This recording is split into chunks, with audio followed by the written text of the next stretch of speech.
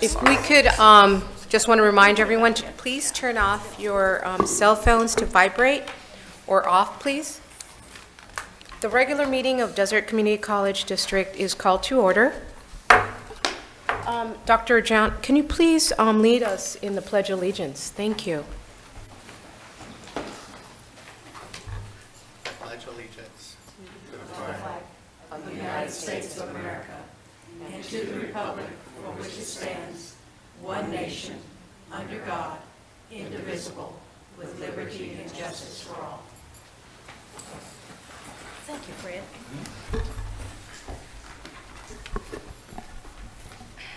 Always starts my day off right.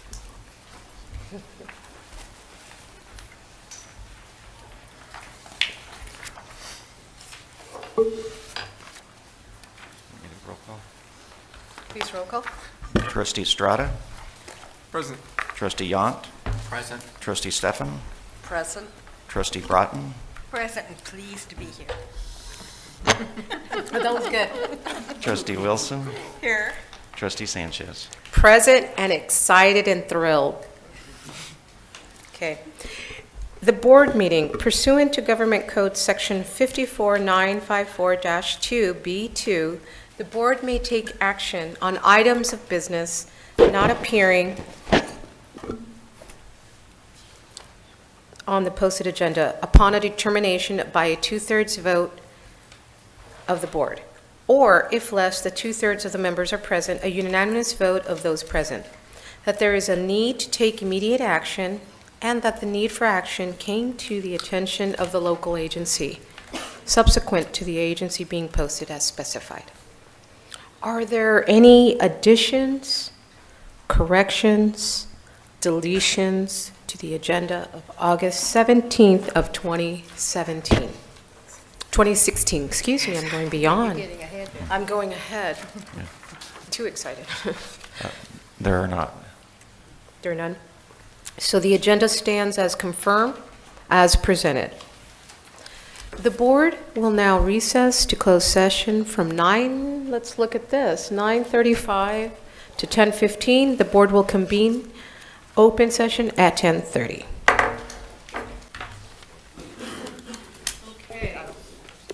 There is nothing to report during our closed session, and no reportable action was taken during our closed session.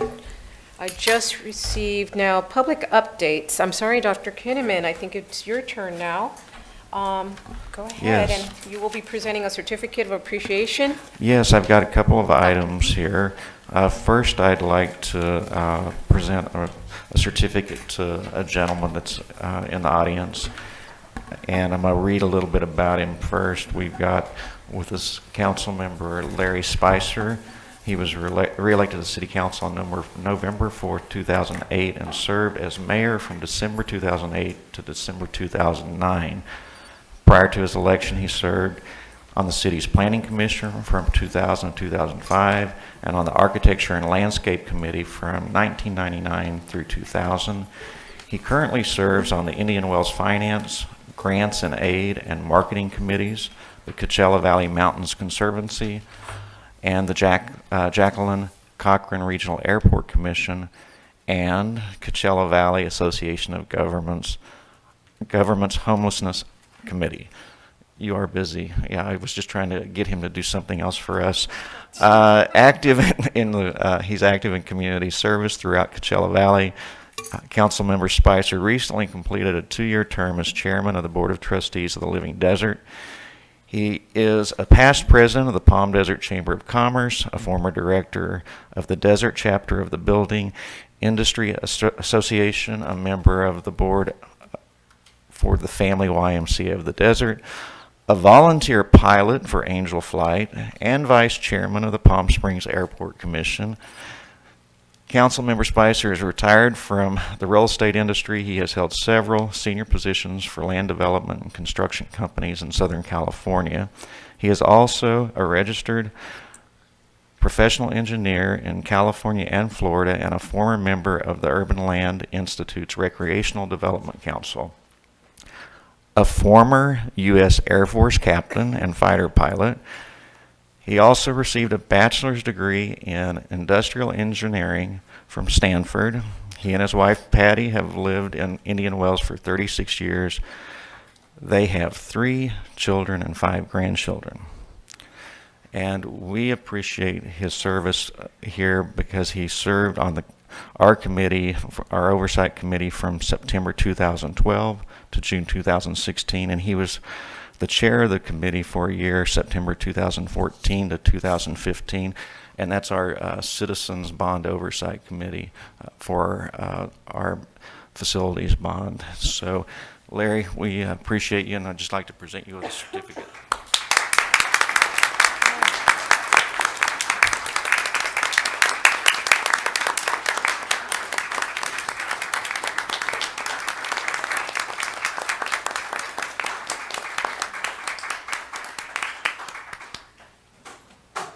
I know you have a very full agenda today, and I'm sorry Joel took so much time to read that. That's all. That's all history. It sounds like my mother wrote some of that stuff. I'm no longer in public office. I chose not to run for re-election, so I'm a private citizen, so to speak. But my time on the Bond Oversight Committee, I was honored to be part of that. And I'll tell you why. It gave me a close-up observer's view of the expansion of this campus, the development of the Indio campus, and of the Thermal campus. And I got in just my toe in a little bit to the Palm Springs issue, which you'll be dealing with today, and I'll read about it or hear about it tonight. So it's my honor to do that. I really believe in the College of the Desert and what you do. And in ways I'll try to support that. Joel referred to, I've been on the College of the Desert Foundation Board, I think, for about 7 years. I'm now chair of the Living Desert Board, and that really does occupy a good deal of time. And it's not that I don't love you anymore, so I decided I should resign, but maybe there's some future there too. So I know many of you personally. It's nice to see you, and thank you so much for this. Thank you.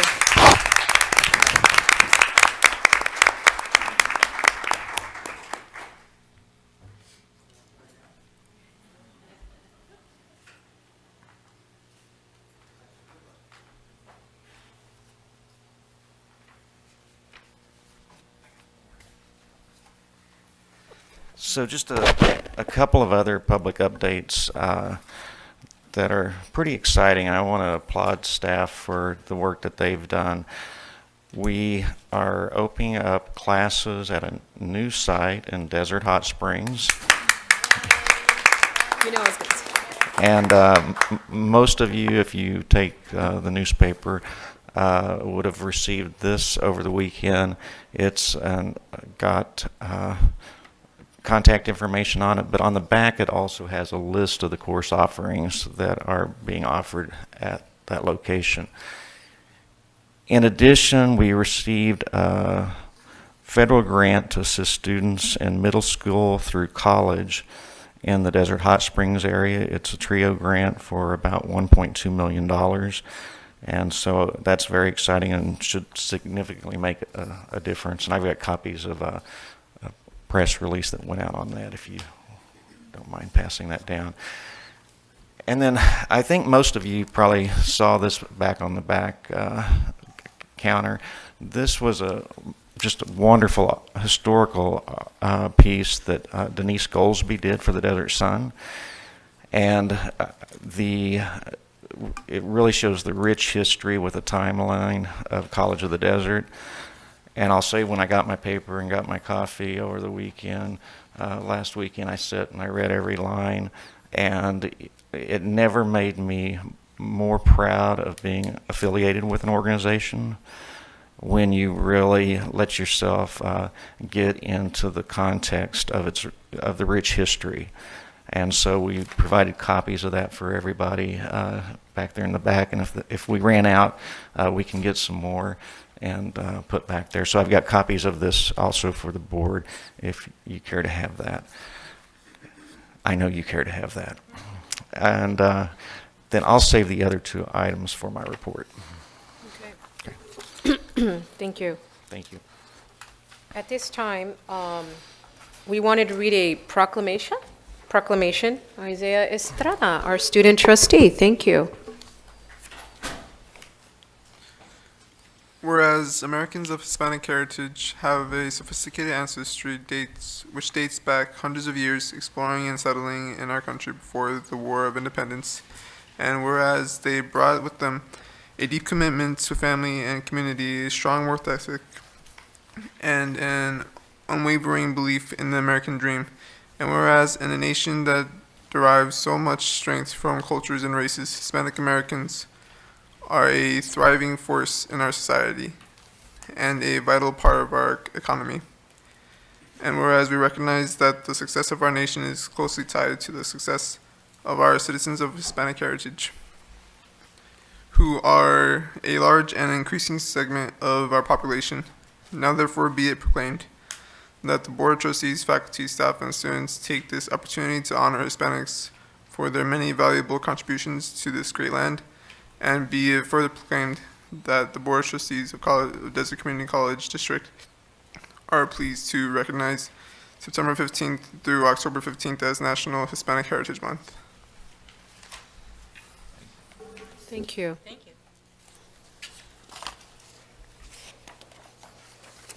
Now we're at the section of public comments. Persons who wish to speak to the board on any item may do so at this time.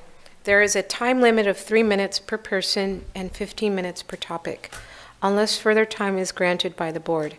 Your comments will be timed, and you will be asked to stop when speaking or when the timer sounds. Please understand the board welcomes your comments but is not able to respond to those comments. Betsy Young.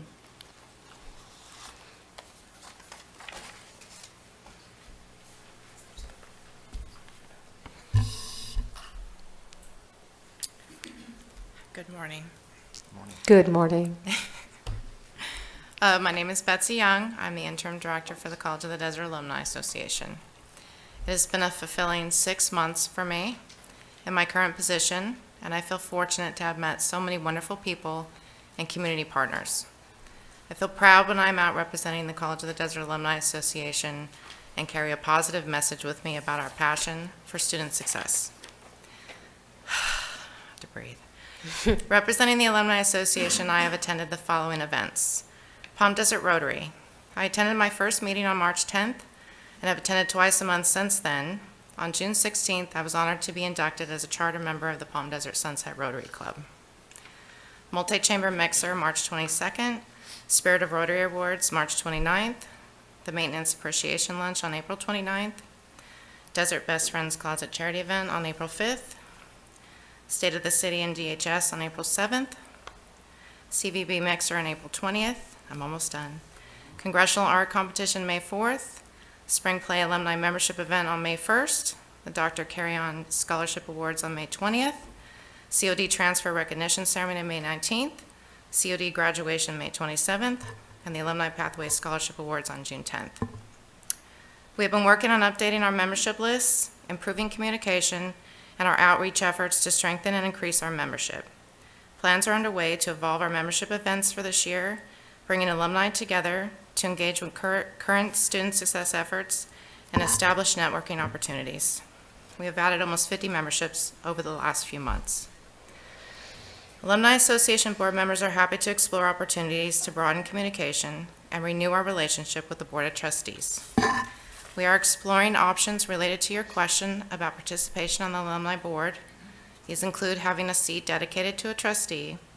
Under our current bylaws, the Desert Community College District has the right to appoint 2 members to a 2-year term on the Alumni Board, and it may be that one of those seats is filled by a trustee.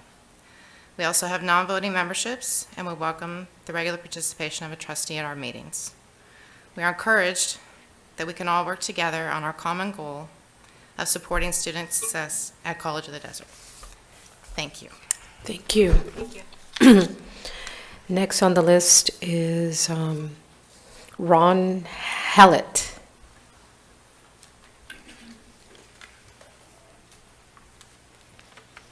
Good morning. Good morning. I'm I've got two things to talk about right now. Number one, I'm a candidate for the board. I sort of apologize. It's my chief characteristic and flaw. At the same time, that I've never voted against Howard Jarvis. That's how I got introduced to the subject. So what I'd like to talk about is a term, minority report as a topic. Are we there yet? Which rest stop? Mom, can I eat Sue Ellen's ice cream when we get to Coco's? Don't worry, your dad will drop us off at Coco's while he goes back to pick your sister up. And that's generally the idea. In other words, I'm asking you to do what you probably don't want to do, to take the bond issue off the ballot.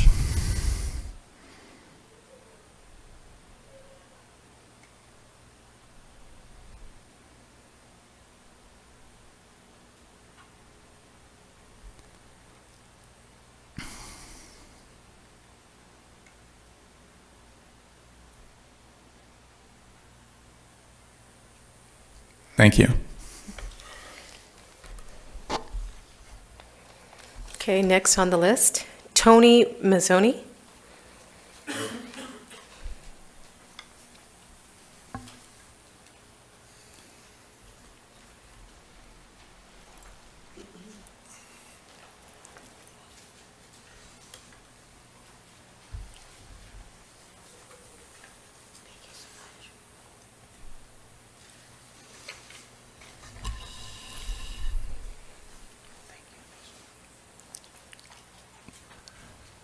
My name is Tony Manzoni. I've been with this college, I'm going on my 31st year. In 1985, I read an article that the college wanted to do a golf academy. I met with the foundation and was shown a piece of property which was 20 acres of alfalfa, but the college said we don't have any funds to support this, but this is something that we would like to do. I was hired by the foundation and I raised $4 million in cash and in-kind services to build that driving range and the building that stands now. I've worked as the golf director because I was hired to be the golf director, and I was supposed to work 225 days a year, which I've done throughout these years. The college, on a few occasions, have decided to lease out the driving range, and that always ended up in a catastrophic result and hurt my program, the golf management program. The driving range is really a laboratory for this program, and when I set out and asked all my friends in the golf industry, because I'm a PGA member for 50 years, and if you Google my name, you'll see there's about 5 pages of accomplishments. We have an RFP that is out now to bring in a staff to run the driving range, which is automated, and that's tantamount to running a Coke machine because there is no exchange of monies between parties. People come in, they buy a token, they go to the dispenser, and they get their range balls. I'm asking for the college to take another look at this because we've given you some documents there, and you'll see there's 3 options where we can actually make money. I know you've heard that we're losing $100,000 and so forth a year. This year we're losing $12,000, and that's with $57,000 of my salary against the bottom line. I have met with Dr. Kinnaman, and I'm willing to step aside so that that $57,000 does not occur against the bottom line. I would really, really highly recommend that if the college picks up the maintenance, that's about $100,000. That's going to be a loss every year, no matter where they put that line item. Why would you do that when you can take the existing group that's there now and make money, or have a group come in and the existing group will come in and do a cheaper job? But the bottom line is that you can make $90,000. Why would you lose $100,000 just to bring someone in to operate an automated driving range? So I just would wish, and I invite you to come over to the driving range and take a look at it, and take a look at the job that's been done. Thank you. Thank you very much, Tony.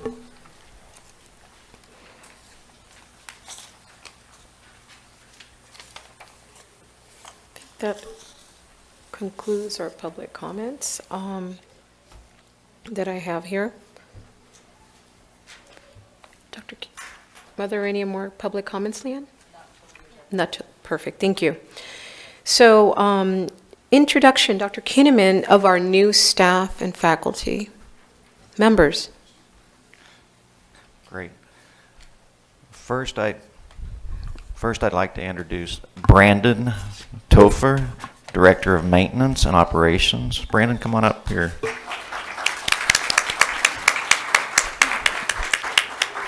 A familiar face. Stephen McCrae, Administrative Assistant, Math and Science.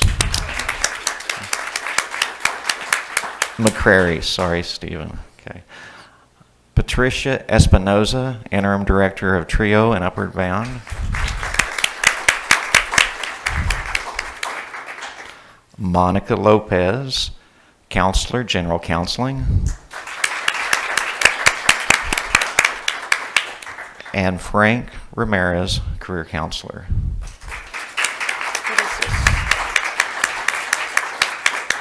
And I'm going to run over there and shake each of your hands, but you guys can speak to the board if you'd like to. This is a good time. Good afternoon, everyone. How's everybody doing today? Fine. Good. So it's my pleasure to be in front of you today and being introduced as the career counselor here at College of the Desert. I'm super excited about the opportunities that the Career and Workforce Solutions Center will bring to our students and to our community at large. So it's my pleasure to be a part of it, and I look forward to all the innovation that's going to be happening. Thank you. Thank you. I guess I'll speak. Is it on? Oh, I'm sorry. I just want to say thank you. I've been here for just under 2 years, and the college has been a great opportunity for me and continues to be. I like where I work, and I like who I work with, and I look forward to doing that for the foreseeable future. Thank you.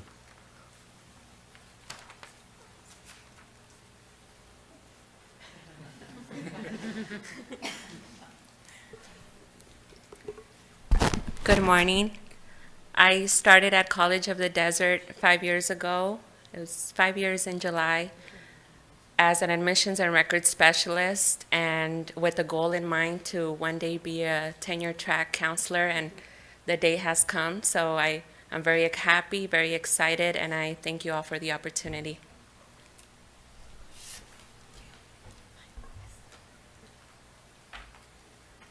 Good morning. My name is Patricia. I've worked for COD for 6 years, and 4 of them have been with TRIO. So I'm very, very grateful for the opportunity, and I enjoy working with the students in the community, and COD is awesome. Thank you. It's up to you. You know, there's such peer pressure. Pressure. You know, peer pressure. Yeah, I've been with the COD now for 5 months and just got hired full time, and I appreciate the opportunity to work with COD. I'm very excited about this new position. Thank you so much. And we're all very excited about all of you and your roles, and especially this exciting time with so many students coming to us in need, and we appreciate everything that you're going to do to help them. So thank you. Thank you.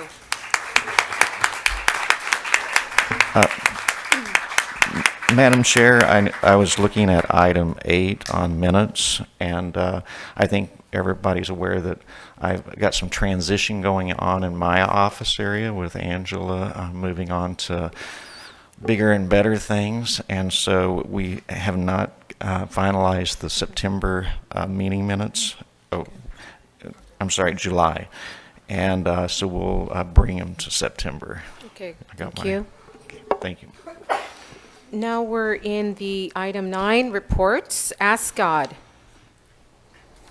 We have our ASCOD president here. Okay. Let's see our new president. Okay. Academic Senate.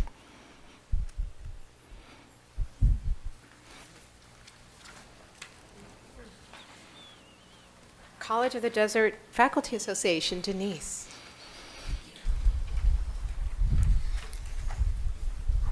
Good morning. Good Morning. Hope everyone's trying to stay cool. We note on today's agenda that the board's support for Proposition 55, and we appreciate this action step of the board. Thank you very much. As we get ready for the new academic year, we welcome a complete President's Cabinet. Yay. And new faculty and staff. Yay. By the latest count of this week, we have 15 tenured track faculty and 11 temporary full-time faculty.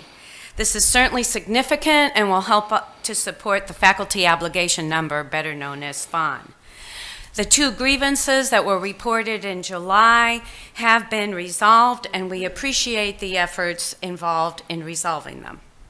The Faculty Association Executive Board has retreat this week, and we will be planning for a very busy upcoming semester.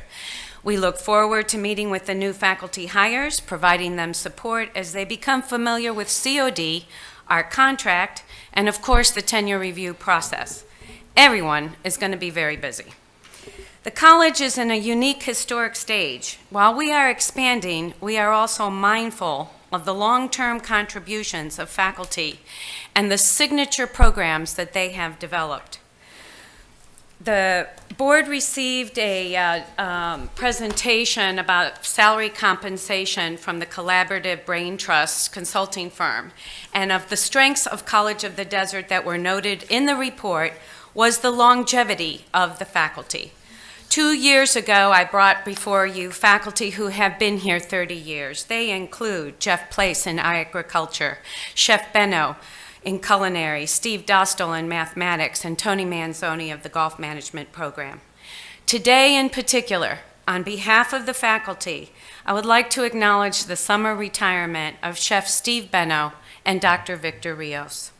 Chef Benno began and developed the culinary arts program over 30 years of dedicated teaching. It has become a signature program of College of the Desert in the hands of one tenured faculty for 30 years.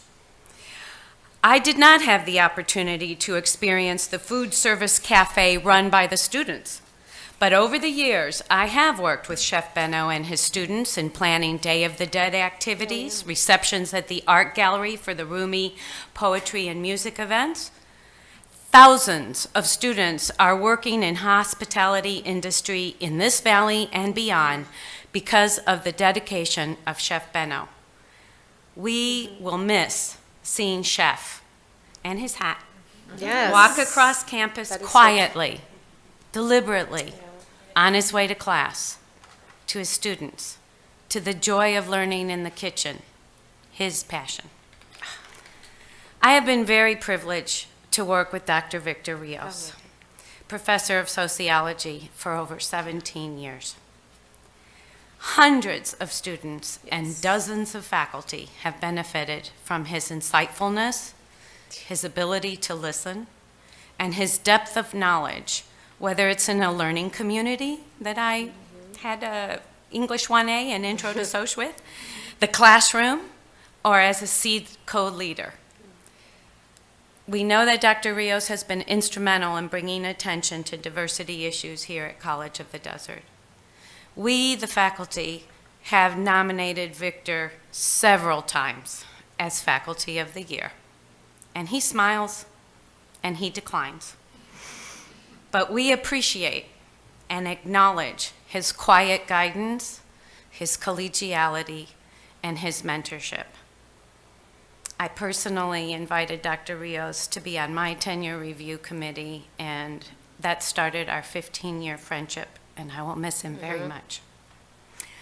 Our history at College of the Desert is rich, and we can use our experience as we plan ahead.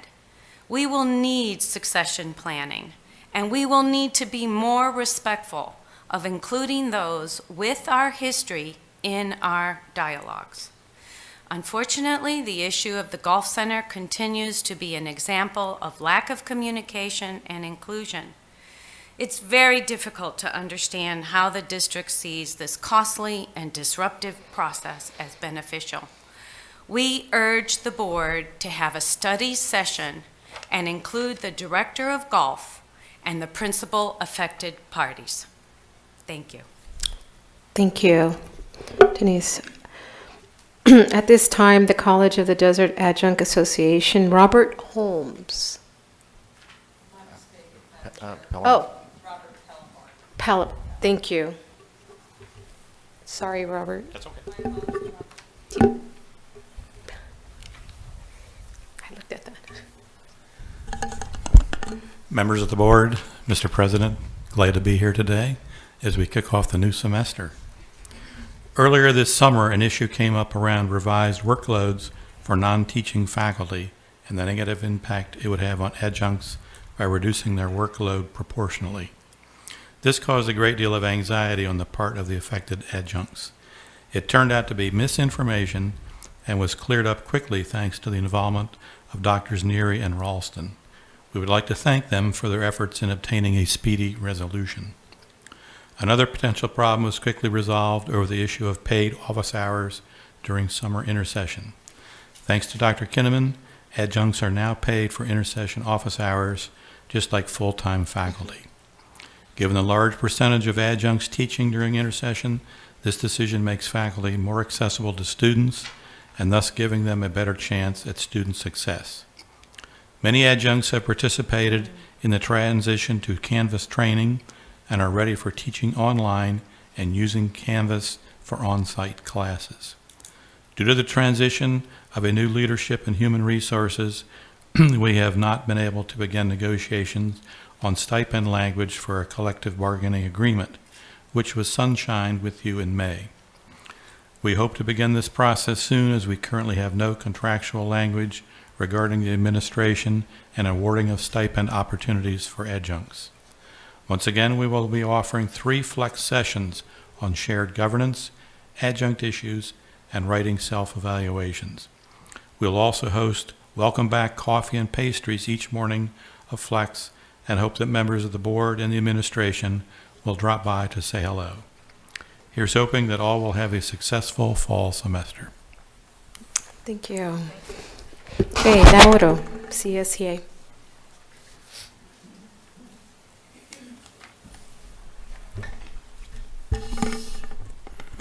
Good morning, Board of Trustees, Dr. Kinnaman, administration, faculty, staff, students, and esteemed guests. CSEA State Association news. The first week of August, over 2,000 elected CSEA delegates came together to participate in San Jose for the 90th annual CSEA conference. The theme this year was honoring our past, shaping our future. I was able to, for the first time, visit the building that houses CSEA headquarters, and it was amazing. You know, the thought that I had was, you arrive here, you join a union, and you think it's some sort of fly-by-night organization, nothing behind it.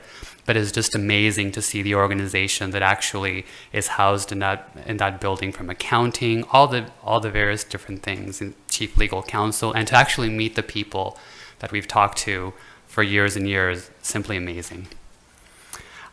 Delegates, so we also spend time honoring members of the year and the recipients of the year of their awards.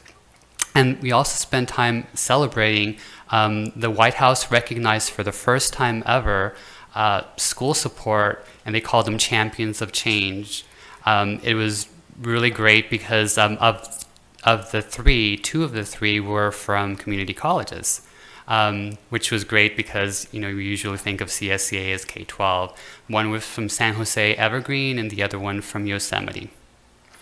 As president of College of the Desert Chapter 407, I was privileged to participate in conference. We debated, we voted on important resolutions before us, approved what has become a multi-million-dollar budget. We were scheduled from early morning to almost 11 p.m. most nights. Conference also includes education days. The Community College Forum was very informative, and we had a detailed review on how to read community college budgets, because actually they're so different, as VP Lisa Howell knows from K-12. And so we had a great opportunity to learn from someone who works on them quite directly. We also learned that the Chancellor's Office is offering free of charge a resource for online staff development for leadership, faculty, staff, and it's called the Professional Learning Network. This now actually includes something called lynda.com. You may have seen emails sent to our campus distribution list from them. And before this time, I thought it was spam. It's actually not spam. It's quite something that we all really want to look into. It's an excellent opportunity that is the result of a committee that the Chancellor's Office formed on staff development. We also attended some excellent presentations during our education days, including Guns in the Hallway. We were reminded of the serious nature of keeping our students and staff safe.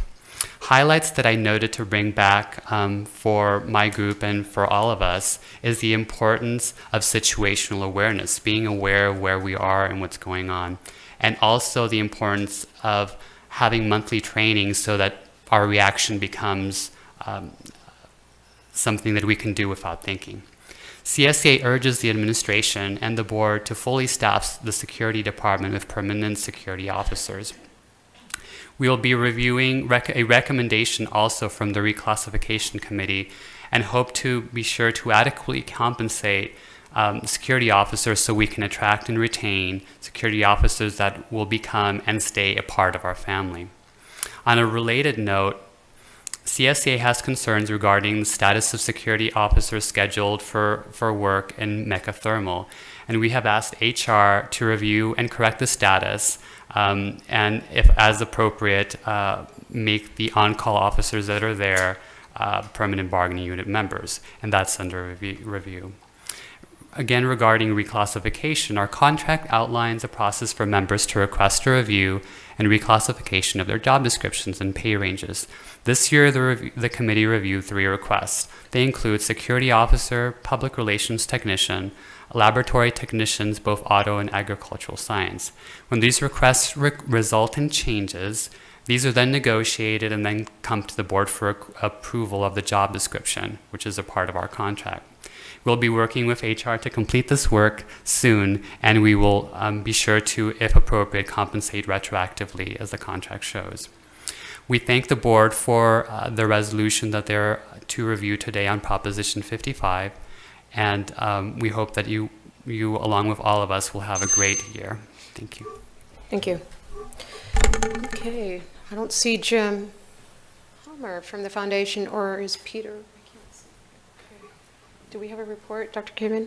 We do not have an update. Okay, today. thank you. Now we're in the level of administrative reports. Governing board member, student trustee Estrada, for your report.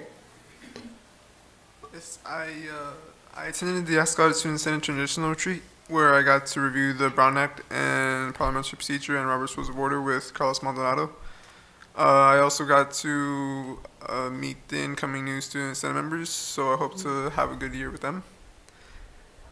And I also went to a student trustee training in San Francisco from the 12th to the 14th with the help of Carlos Maldonado and Ana Soto. And there I learned the importance of being the student trustee and the role of being the student trustee. And I also got to communicate with other members of student senates who are also student trustees from across California. And the whole event was hosted by the California Community College League. And I'd just like to thank Carlos Maldonado and the Office of Student Life and Ana Soto for helping me with all these events. And that concludes my report. Okay, thank you. Trustee Dr. Fred Gent. Thank you. August has been a quiet month as people are preparing for the new school year. So I think I could report that, again, I worked with the Literary Society of the Desert to arrange for College of the Desert students to attend a luncheon with a noted author, and that will be with Professor Nolan this year. Oh, great. And thank Denise for participating in the past. It's been a good experience for students, and this year will be even more exciting. So that's it for today. Okay, thank you. I'll skip Trustee Stefan. Okay. Okay, I'm going to make this really short. I know a lot of people are getting ready to go back to school. I am too. My students actually start next Thursday, which is earlier than normal, and that has me scared. But that's okay. I'm not getting older, I'm getting better, right? I'm getting stronger. Okay, so anyhow, I've had a lot of work to do on my dad's estate down in San Diego this summer, and I've been driving back and forth and back and forth. And you know, you turn on the radio to keep yourself awake and keep yourself focused on the road. And most of the things you hear on the news are somebody complaining about this person, somebody complaining about that person. This terrible thing happened there, this terrible thing happened here, and everything's negative. And yesterday, as I was driving back and thinking, you know, all I want to do is get home, and it's going to be 113, and I turned off the air conditioner to save the bill. 115. Yeah, it was more than 113, but they were reporting 113 in San Diego. They don't know how hot we really are. We're hot. But all of a sudden, this cheery commercial came on, and I thought, man, this is really great. And they were talking about me, how I could improve myself, and all these special programs they had. And it was so positive, and it was so informative. And I thought, wow, I really want to get into this. What is this? And then they said it again, because the first time it slipped my mind, because I'm actually looking at the car in front of me. And College of the Desert. And it went on a little bit more. And, you know, when they came back with the news, I thought, dang, I wish I could rewind and just play that commercial the rest of the way home. It was so positive. And that's what I came back, and my house was hot, and I'm turning on the air conditioner. I'm trying to bring in things from the car and get things situated, pat my dogs, bring them back into the air conditioning. And I'm looking at them, and I'm thinking, you know, it's hot, it's miserable here. But that message kept in the back of my head going, it's positive, it's positive. And it was such a positive message. And whoever wrote that or was responsible for that, I want to really thank them, because otherwise I would have been driving home with all this negativity and getting into that cold, hot house and all the work to do. And it really cheered up my whole afternoon and put a whole new perspective on me. And the whole message was just that it focused on the individual, it was inviting, it wanted them to come, and it told about all these special programs, all these things that they could do to better themselves. And I thought, man, we need more of that out there. And especially in the heat here, and it was like 118 on my car, that's what it was telling me. Not 117, 118. I knew I was hot. You were hot. You were really hot. Just you didn't know how hot. But it was, it was nice to come back to the Valley for this. And I'm glad to be here again. And I'm glad I'm going to get back to work now, because I did some work last night when the house got a little bit cooler, and I'm getting ready for my students. And I know everybody here at the college is getting ready for their students and for Flex Days. And I know we're going to have a great year, just because we're always positive here. We can. We can. We can. Who can? And that's my You report. can. Thank you. Trustee Broughton, please. Yes, Bonnie, Coachella Valley Unified School District started today, so most of my employees took half the day off so they could get their little person to the right campus at the right time for that early morning rush. And we hope the air was working, right? Yes, we do hope that. I apologize for my occasional walking out of the room. Those of you that know me know I'm a farmer. It's date season. I left my Carly in charge of the packing shed. There have been a few questions, but mostly she's being very good, solving her problems, and the pallets are getting loaded, so this is a good thing. To my fellow trustees, I'm acting as a messenger. I had an email from the Desert Valley Builder Association, and I'm saying this publicly in my comments so that any other persons that have filed to run for this office will also get this information. They would like you, those persons running for office, to call them. We'll say the number, but I have the number for later. 760-776-7001. Your contact is Carol. They would like to speak to you and have an opportunity to interview the candidates so that they can, that perhaps they can endorse you. So I did that message.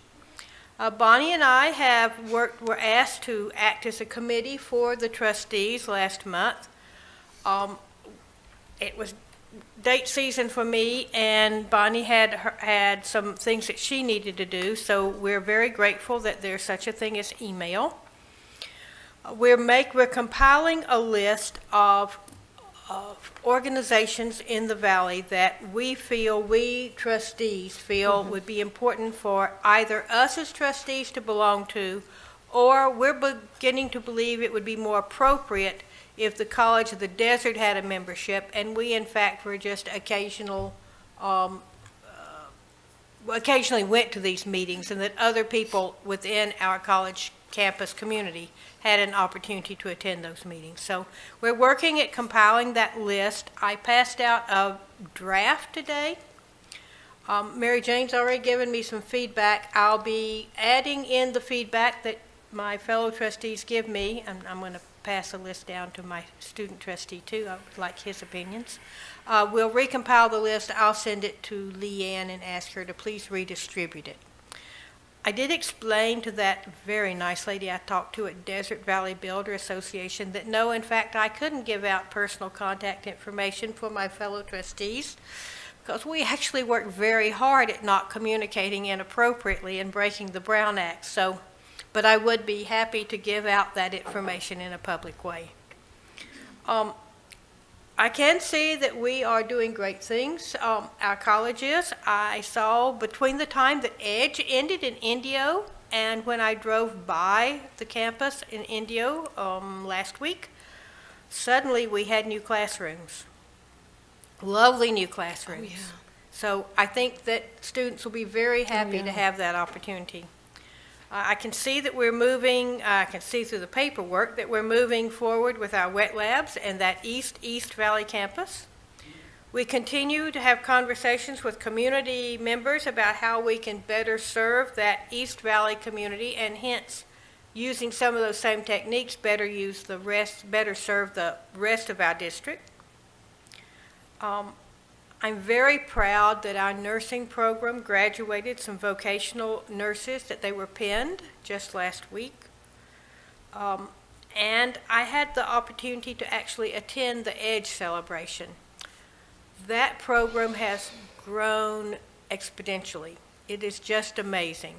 But more amazing was seeing the students and how happy they were and how at home they were and how ready they are for their new college life. So thank you to all of you, and there are so many of you that work to make that happen. I'm going to end on that same lovely word we're putting out in media and in social media. You've all seen my dates because you haven't seen me on Facebook. You've just seen pictures of dates. I didn't give you the sweat or the groans or any of those things, but I am in better physical condition after lifting those 30-pound boxes. We've had some really nice little messages on Facebook that are encouraging folks to come and enroll for classes. I was happy in the agenda to see that we are offering that we are reconsidering and making our classes that are non-credit or not for credit more appropriate. I see that there's a lot of work there, and I thank PACE for working at that and for our academics side to be working together so that we have a very clean path and more opportunities. I see as a future, that's our opportunity to be the community in the community college. And being a believer in lifelong education, I see that as helping folks at lots of different levels, so thank you for that. So that's my report. We're working hard. All I can say is welcome to our new staff, and thank you for all of the folks that are here that have worked so hard to make this a better place every day. Thank you. Thank you. Trustee Wilson, please. Okay.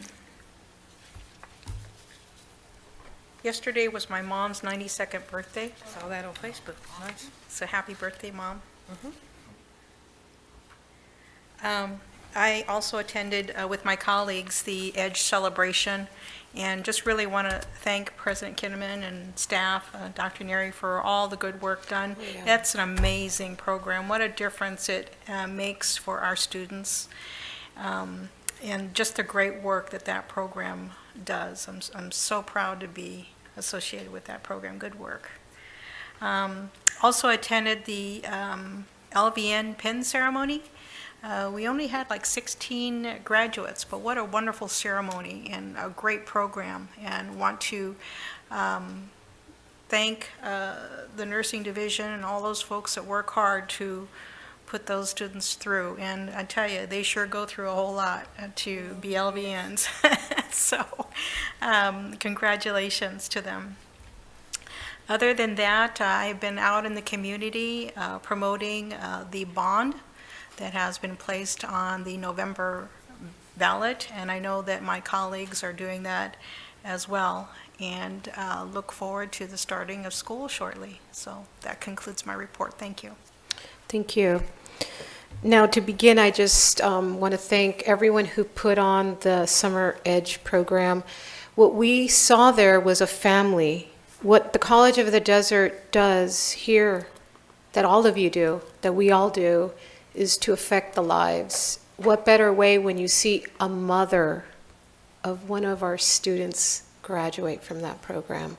So Brianna Sarney, her mom also graduated at our nursing. So we're changing lives at every generation, mothers, daughters, aunts, uncles. What a great job we all do here to affect their lives and make a difference.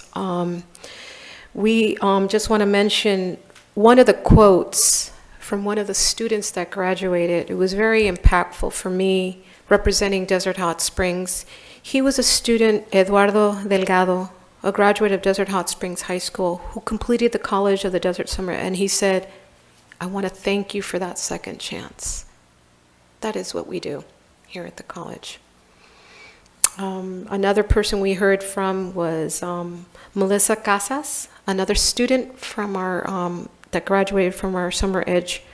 She came from Indio High School, and she said, "This program helped me a lot, being a first-generation student whose parents never went to college." Again, changing lives. Most importantly, we heard from Joshua Rodriguez. He was our COD alumni, and he came back to COD. And we heard him speak that now he's a COD outreach specialist for our own college. So he came out, he went and got his master's, and then he came back and now is helping the next generation. And that's what we do here at the college, changing lives. Again, changing lives. It was wonderful, that program. I believe we graduated over 650. And what a successful program to get rid of that bottleneck so these students can graduate and transfer. It was just really wonderful to see that. Also attended the Student Senate Retreat. So I welcomed the new student officers, and I want to do a shout out to them. In your busy schedules of working 2 jobs, going to school full time, and to take part in student leadership, how phenomenal is that of our student leaders? And it was such a joy to see you and welcome you in your pathway of leadership and our future leaders of the Coachella Valley. You are indeed our leaders here. So it was wonderful to meet each and every one of you at your student retreat last week, because you're taking time to be part of that. Just want to welcome all the new faculty, the staff, the students that are coming in. It's a new semester. I'm really looking forward to the flex. I don't know about you, but I love attending those flex. We learn a lot from each other, and we're open-minded, and we're so positive because we want to hear from each other and our faculty, and how at flex time, that's the time where we can get together and learn. I'm really looking forward to attend some of these workshops, and I'm sure my fellow trustees are also looking forward to attend. I really want to thank Michael McGilton for actually spending the time to put together our flex schedule, and all the other faculty that are putting on workshops. It takes a lot of time to put that on. So the new year starts here at COD.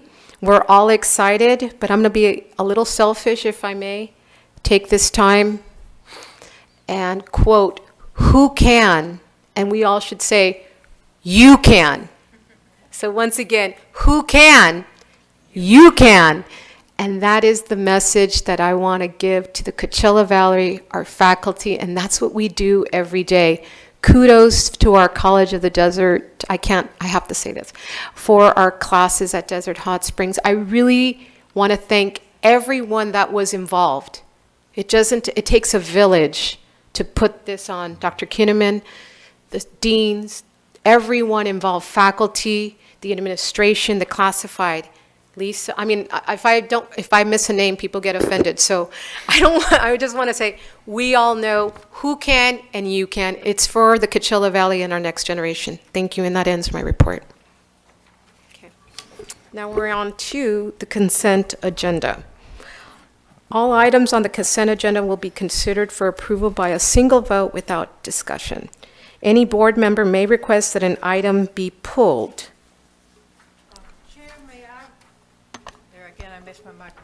Chair, may I pull item B? There's one item, personnel items, under Human Resources. Okay. Yes. Great. And from the consent agenda, I just wanted to finish my statement legally. Any board member may request an item be pulled from the consent agenda to be discussed and considered separately in an action item. So you're pulling, Trustee? The Human Resources, personnel items, it's number 1. It's the only item under Human Resources. Perfect. And Dr. Kinnaman, you wanted to say something on this matter? I was wondering if I could give a small update on a couple of things. Yes, please. Okay. Please. Oh, I'm sorry. We missed you. Excuse me. Dr. Kinnaman, your report. Excuse me for... I was trying to be discreet. I know. Go ahead. President Kinnaman, your How's that working report. for you? It didn't work very well, did it? No. Okay. First, I'd just like to welcome all the incoming students. We've had so many of them on campus over the summer and at our other locations. But specifically today, our international students that are on campus. You see the balloons out there, and a lot of international students here, and so that's very exciting. Yeah. And That's nice. Again, I want to reiterate the work for Flex that Michael's been doing, and I know that takes a lot of work. What Denise had shared, I've got to echo. It's so nice to have the vice presidents all in place. I mean, I looked across the room and I was like, it's such a relief, and I'm so happy that all of you are part of College of the Desert and identify so well with the college. I'd be remiss if I didn't congratulate Trustee Stefan. So she will be continuing with us in her trustee role. And, yeah. Can we?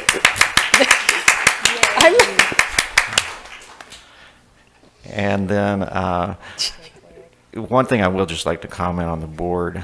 I've got a lot of colleagues across the country and throughout the state, and we talk about our trustees, and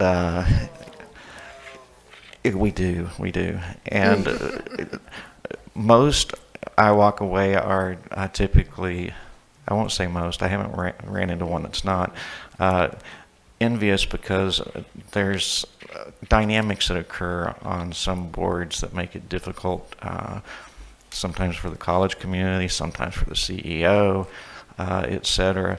And this board works so well together and continues to come back to students. And And even individually, if you see yourself swaying a little bit, you come back to students. And there are boards where that doesn't take place. And many of you were at the EDGE event and other events, and you demonstrate that through the actions. So I just want to thank you for that. The College Planning Council has been working for several years now on the program review updates and trying to make sure our processes are working effectively. And there's a group called APO that assesses those processes and then makes recommendations for us to improve. And I want to really acknowledge Bert Batanga, a faculty member that's worked a lot with Dr. Neary in that role and continues to strengthen that process. Later today, I'll be sending out an email that talks about all the faculty positions that have been filled, those that are remaining, all the administrators that have been filled and those that are remaining to be filled, all the classified positions that were identified to be funded through the 2015-16 prioritization process or through the PRU process, and all the equipment requests that are going to be funded. And I was trying to get it all on one page, and I wasn't able to do that. But I wanted to make sure we close the loop on our planning process, which is so critical. I'm taking a long time, I know, but No, go ahead. sorry, but I have to do these two. But I have to leave the names out. This is a letter. Last week, Peter Sturgeon called me into his office and handed me a check that you had written for a student veteran scholarship. It caught me completely off guard. I was expecting the meeting was to inform me that I no longer qualified for scholarship. My progression with my construction management degree was put on hold due to my degree-specific classes not being offered during the summer semester. With putting my degree on hold until the fall semester, my GI benefits were also put on hold until the fall. When he handed me the check, I thought, how did he know? How could anyone have known? You see, we were down to our last $42 in our accounts. After taking on 2 part-time jobs to cover our bills, we were trying everything we could to make up for the loss in income until fall, yet we were still coming up short. I had $42 left to feed my family, to buy books for the upcoming semester of school, to pay for gas, to get to and from work, and for all the bills that come along with having a home and family. So when Peter handed me that check, money had been on my mind. It had been on my mind the night before, when I woke that morning, and again as I drove to visit Peter that day. As I opened that check, my heart sank and a huge weight was lifted from my shoulders. In fact, a series of fortunate events has happened since then. I was also hired by a company that understands the importance of finishing my degree and is allowing me to work flexible hours for the fall and spring semesters so that I am able to continue on to finishing my program at College of the Desert. From my family to yours, thank you very much for everything. Your contribution came at the exact moment we needed it most, restoring my confidence and giving me renewed inspiration to reach my goals. Also, a huge thank you to all of the staff and instructors at College of the Desert who continually amaze me with their dedication and commitment to the success of their students. I know. Wow, thank no, you. I've got another one. I'm sorry. Oh, let's all give us. It's you guys. You know, I read these and I was just like, I'm doing pretty good though. I would like to take this opportunity to thank you for your generosity in funding the Mary C. Foundation Scholarship. This was written to Mr. Steve Varon. I am very honored to be the recipient of this award. I'm currently entering my sophomore year at College of the Desert, majoring in political science, and my GPA is 4.0. In my first year, I've completed 47 credit hours as a full-time student. My goal is to transfer to the University of Southern California, where I plan to complete a bachelor's degree and move forward into law with an ambition to advocate for veterans here in the Coachella Valley. Since leaving the Marine Corps after 8 years of service, I have been confronted with the actualities of a hard-hitting transition from machine gunner to college student. As new parents, my wife and I resisted government assistance until we became overwhelmed by bills and barren cupboards. With so little to live on, and while confronting our fears, financial struggles, and post-traumatic stress syndrome, we rely on our incontestable love for each other, paired alongside an aspiration to show our son anything and everything is achievable. As an American first, I have within me our stand tall spirit and a willingness to confront any obstacle in being a voice for those who cannot speak for themselves. Receiving this scholarship proves to me that my choice in leaving the military to help struggling veterans is one that is not only self-warranted, but is validated by others as well. It is the humbling support from scholarship donors such as yourself that gives fuel to drive personal dreams into life goals and finally steer them into becoming world-changing realities. With the utmost respect, my family and I thank you for your confidence and enthusiasm in helping me reach my goals.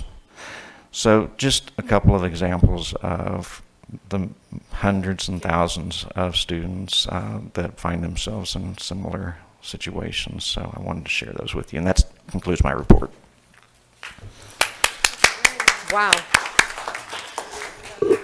So at this time, I'm wondering if my board would like to take our lunch break at this time, since, or do we have time to go over? The consent agenda at least, and Okay. perhaps we can deal, since we have someone that wishes to speak for the one I'm pulling. Okay. Then otherwise, they may be hung up for longer Oh, than okay. they need to be. Okay, let us then go on with, we had a motion to approve the pool item, I believe, Trustee Broughton? Yes, yeah, I asked that we pull that out. Okay, so do I have a second on that? This is a motion to approve the consent. Oh, okay, agenda. let's have the agenda, right. motion. Oh, okay, Ask so let's approve the, the consent agenda consent with agenda that as- item removed, right? and have that item removed. And that one's removed. Yeah, with And that is not item one removed, removed, right. okay. And you made this motion, I'll Bonnie? make the And motion. I'm seconding that And you will motion. second it. Thank you. Any discussion on this? No? Student trustee? All in favor? Aye. Any opposed? Nay. Motion carried unanimously. Okay, so our next item Mhm. is, So our next item is, the item pulled from the consent agenda will be, Do I have a motion to approve the pulled item as presented? you do. Do I have a second? Thank you. Any discussion on that item? Yes, Madam Chair, I pulled that item. We had a request that for someone to speak to that, so I would like them to have that opportunity. Okay, thank you. We have, is this, I want to make sure that I get the name right there. Edem or Eden? Eden Mitri? I just couldn't read this. I couldn't read it. Was it an N or an M? Michael.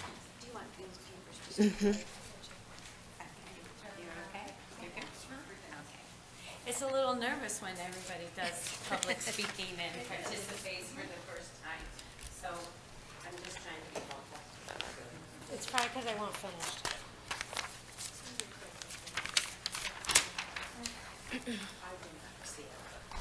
I love it. Thank you, Denise.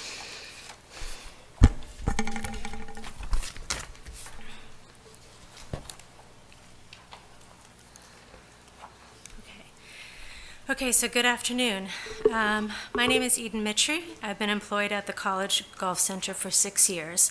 I appear here today to speak on behalf of myself and my fellow College Golf Center Desert Community College District employees, Renee Soto, Alberto Vallejo, Roberto Barjas Arteaga, and Moses Flores, all of whom have worked at the Golf Center for more than a decade. I'm here to express our sincere disappointment with the lack of information regarding our employment status with the college. What I'd like to bring to your attention are the following 3 concerns held by me and my coworkers. When each of us were first hired at COD, we were all afforded access to human resources. However, 1 year ago, it came to my attention that we no longer have access to human resources because we are considered auxiliary employees. We never received anything in writing about this change, and despite a minimum of 3 requests I've made to acquire an employee handbook to help us with these questions of how we were classified, I have still yet to receive a handbook, nor have we been provided a designated COD contact to answer any questions to this effect. When posing such questions to COD staff, I'm always referred to Lisa Howe. Unfortunately, receiving replies or any usable feedback from Lisa proves extremely frustrating and brief. She rarely, if ever, responds to my calls or emails. Yesterday, I was notified by Union Representative Denise Diamond that our contracts actually show that we are employees of COD and not auxiliary. So given this development, it's my understanding that we should have access to human resources. Secondly, we realized that in April of 2016, the college introduced a request for proposal seeking new management for the range. We also realized that in this RFP, we recently been extended through August 31st, 2016. Throughout this process, my coworkers and I have continually sought information updates regarding our employment status should a new vendor indeed take charge of the golf center operations. Yet, unfortunately, detailed information on the status of the RFP and our jobs has not been forthcoming. In addition, we have sought a consistent point person at the college to provide such updates, yet, unfortunately, we have not been provided no such contact. I requested this information from the payroll department, John Ramont, Leanne Weaver, and Lisa Howe. All parties have referred us to Lisa Howe. However, there is no information as of yet. Though my coworkers and I have always signed a 12-month employment contract in June for each calendar year, for June of 2016, we were only provided a 3-month contracts. When I inquired to this effect with Lisa Howe, this was the lone instance when she did reply to me and verbally stated that these abbreviated contracts were due to the RFP on the possible arrival of new range management, bringing on October 1st, 2016. Again, this was the first time I had contact with Lisa Howe, and I believe that her reply was likely due to the fact that a potential new vendor for the range, Mr. Mark Startup, came to the college on June 28th and told me and my fellow employees that we were all terminated and the range was set for temporary closure in mid-July. Please understand our frustration and unease at this current status. Most of the employees are very nervous and have families to care for. We just would like to know the facts about our employment future so we can proceed accordingly. Lastly, considering the cloudy status of the RFP, my fellow coworkers and I are not clear at the future of employment opportunities with the Golf Center, and if when a new vendor is indeed selected to run the range starting this fall.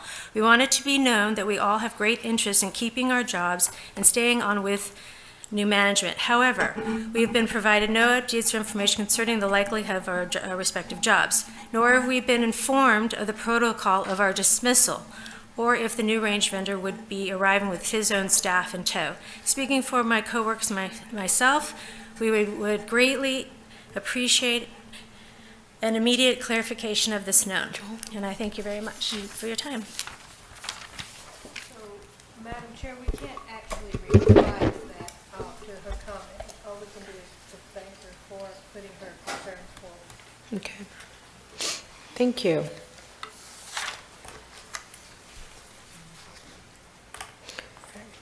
Any more discussion on the item? That has. So, we can't reply, and I'm not even sure that we as trustees are in any position to reply. But we can ask for information on that. If it's not available now, perhaps first appropriate opportunity. And it is my understanding that the folks that she's talking about are currently under contract, that what we're doing today would not terminate their contract in any way. Okay, so that makes me feel better. So it gives us some time. So I believe we have a motion and a second on the floor that we approve this. Right. So any more discussion on this particular item? Okay. Seeing none, student trustee? Aye. All in favor? Aye. Any opposed? Motion carried unanimously. Okay. Okay, at this time, I'd like to recess for lunch. And we should be back.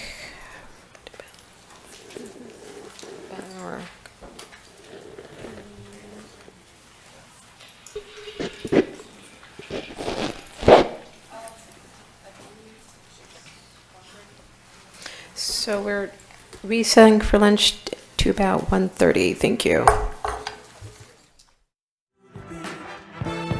Shining star for you to see what your life can truly be.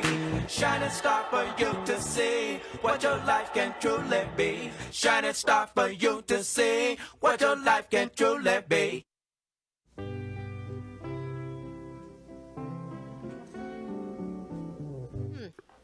I'd like to remind people that we will be rejoining at 1:30, and I just want to be, thank you. And, For public hearings at this time, just want to be stated that.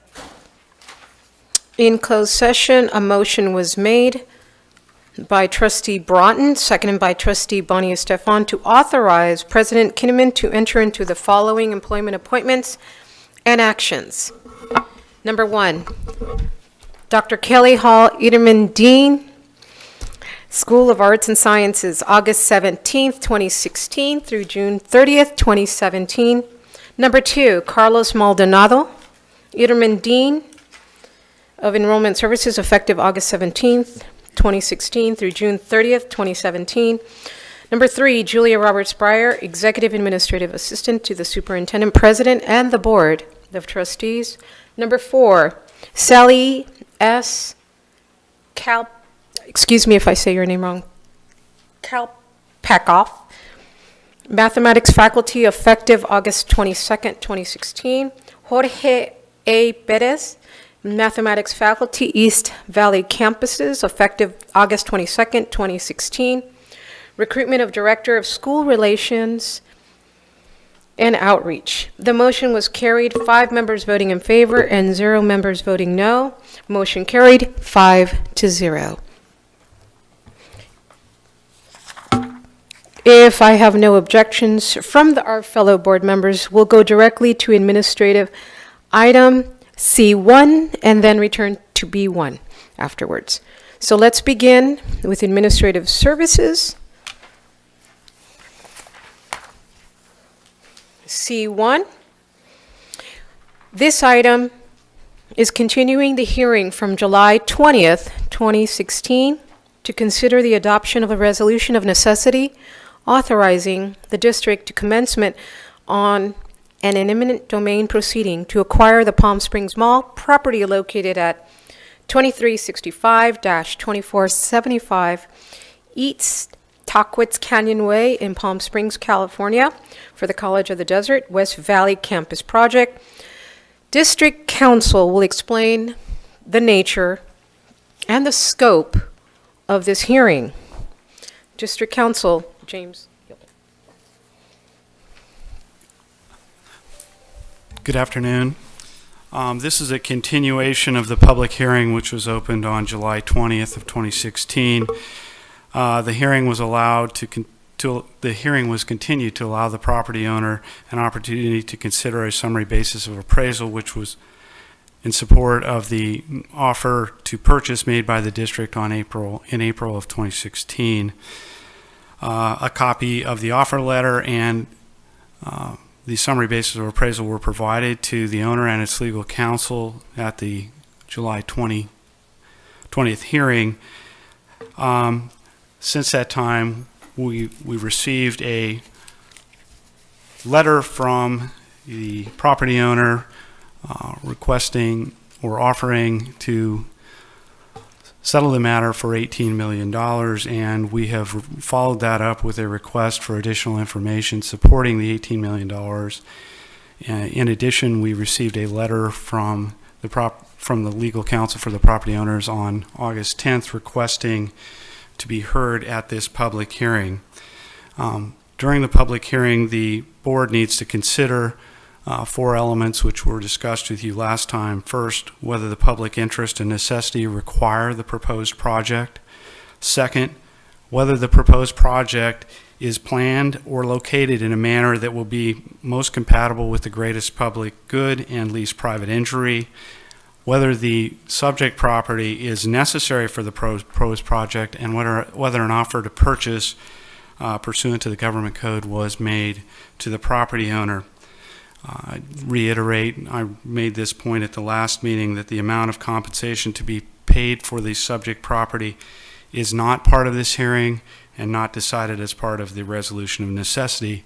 In fact, the adoption, if you are to adopt a resolution of necessity here today, the district will continue to negotiate with the property owner and continue the negotiations throughout the process in an attempt to reach a resolution. Does the board have any questions for me regarding the scope of the hearing? Does any member of the board have any questions for the council about the nature of the scope of this hearing? Hearing none, I will now call upon Vice President Lisa Howell to provide any additional information for the board's consideration. Thank you. Thank you, Chair Sanchez.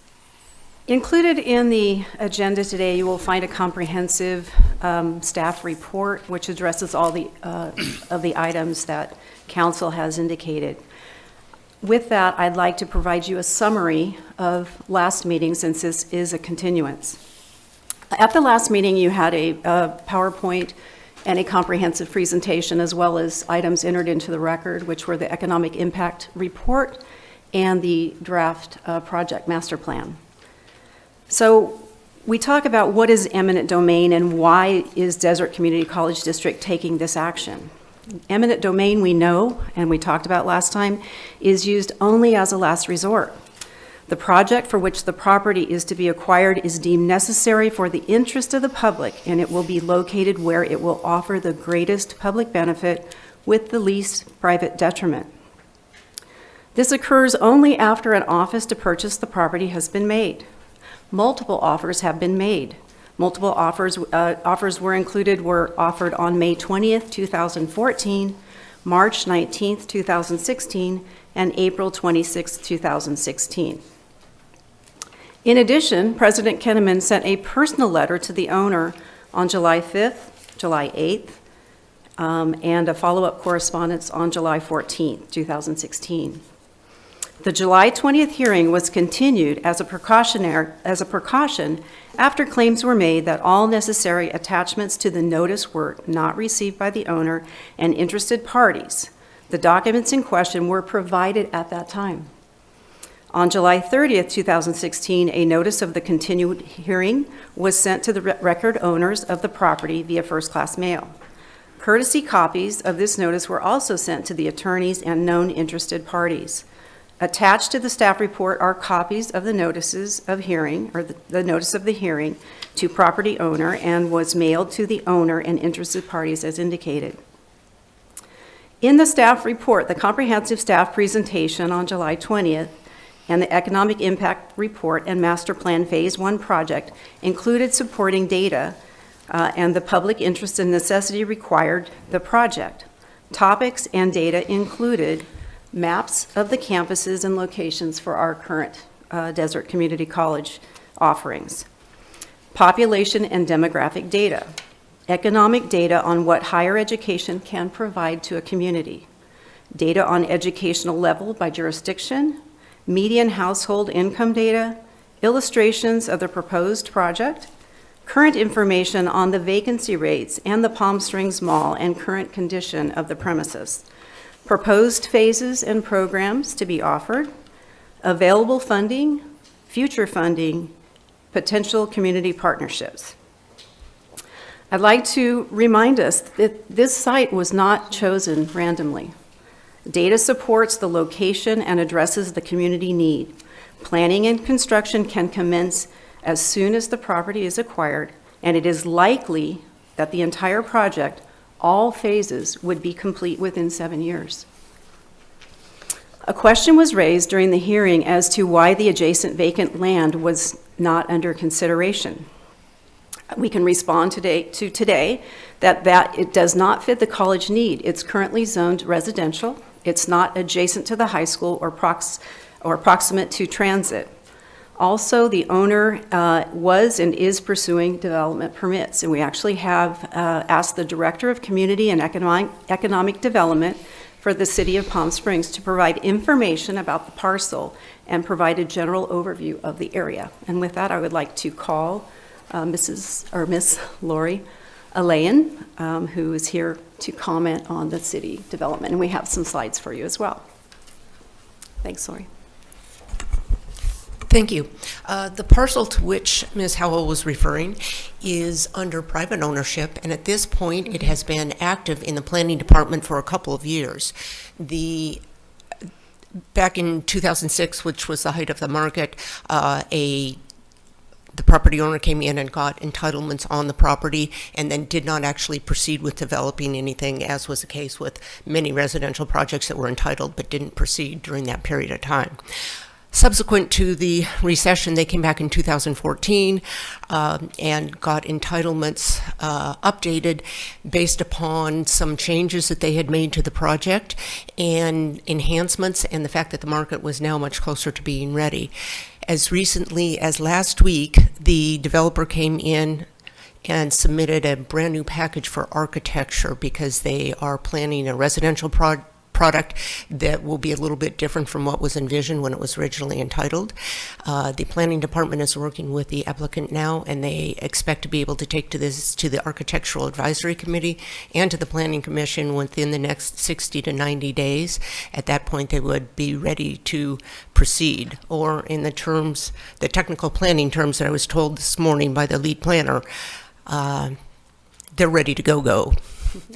So we don't believe that project is appropriate for something other than a residential use, and by the activity we've seen from the market and the interest in it for residential, both single-family and multifamily, it appears that the market is supporting the use as is envisioned and entitled now.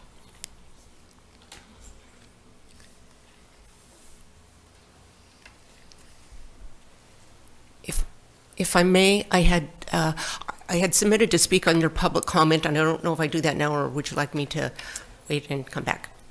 We have public. I think it'd probably be appropriate for you to come back. Okay, thank you. Okay. And this concludes my report, Chair Sanchez. Thank you. Does any member of the board have any questions for the staff? Seeing none, were there any written objections or requests to be received by the district?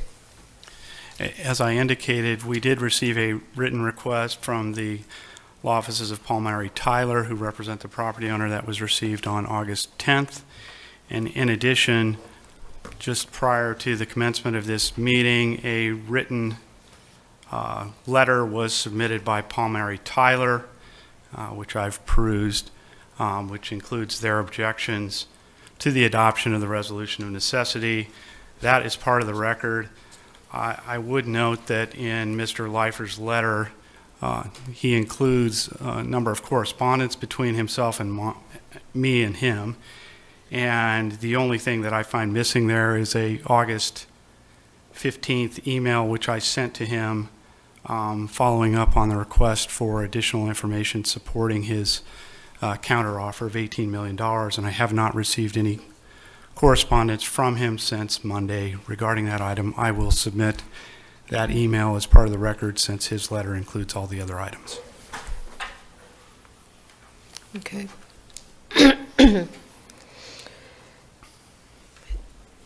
The continued public hearing is now open. All persons with an interest in the property who wish to be heard will be called first, followed by all the persons who wish to be heard. This is a public hearing for the receipt of public testimony on the following issues: whether the public interest and necessity require the project, whether the project is planned or located in a manner most compatible with the public good and least private injury, whether the property is necessary for the project, and whether an offer of just compensation has been made. There will be not board or staff responses during the public hearing. As you come forward to speak, please identify yourself, your interest in the property at issue, if any, and your contact information.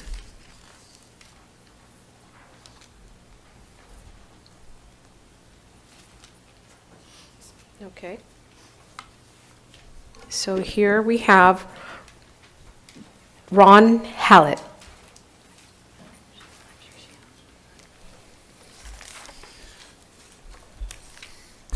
Thank you.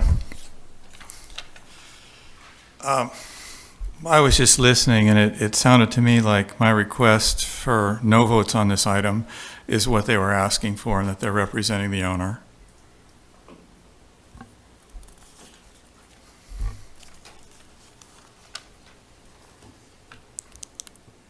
If that's not correct, then please evaluate it accordingly. The basis of seeking to ask for no votes on it is, number one, as a resident of the local area, the surprise things from the 20th meeting, just told me to put red flags up and handle it sometime in the future when I could be more informed on it.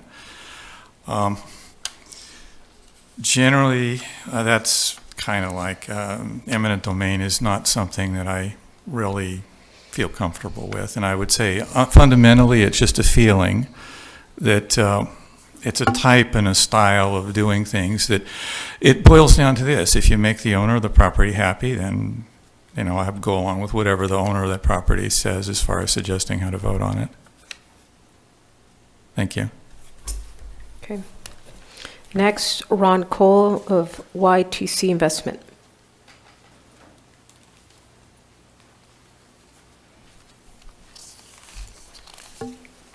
Thank you. My name is Ron Cole. I am an attorney. I represent YTC Investments, the property owner. Melissa Arroyo is also here today with me.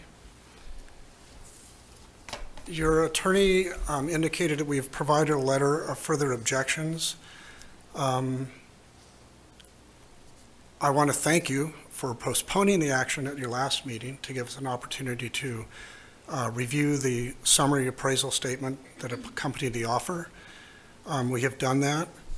I also appreciate the presentation regarding the neighboring property across the street from us. That is vacant property, and we have referenced that in our letter. We were not aware of the development status of that property. As your attorney has pointed out, we have provided you a letter dated, I think, yesterday, for your further consideration. We'd like that to be part of the record along with our July 20th letter. We do still have objections to your adoption of a resolution of necessity, and I'm here today to ask you not to adopt the resolution of necessity. Though we have been given a summary appraisal statement, our belief is that the offer is still not supported with adequate information to allow us to evaluate your offer effectively. The appraisal summary statement we think is deficient in that it doesn't identify the appraiser or his or her qualifications.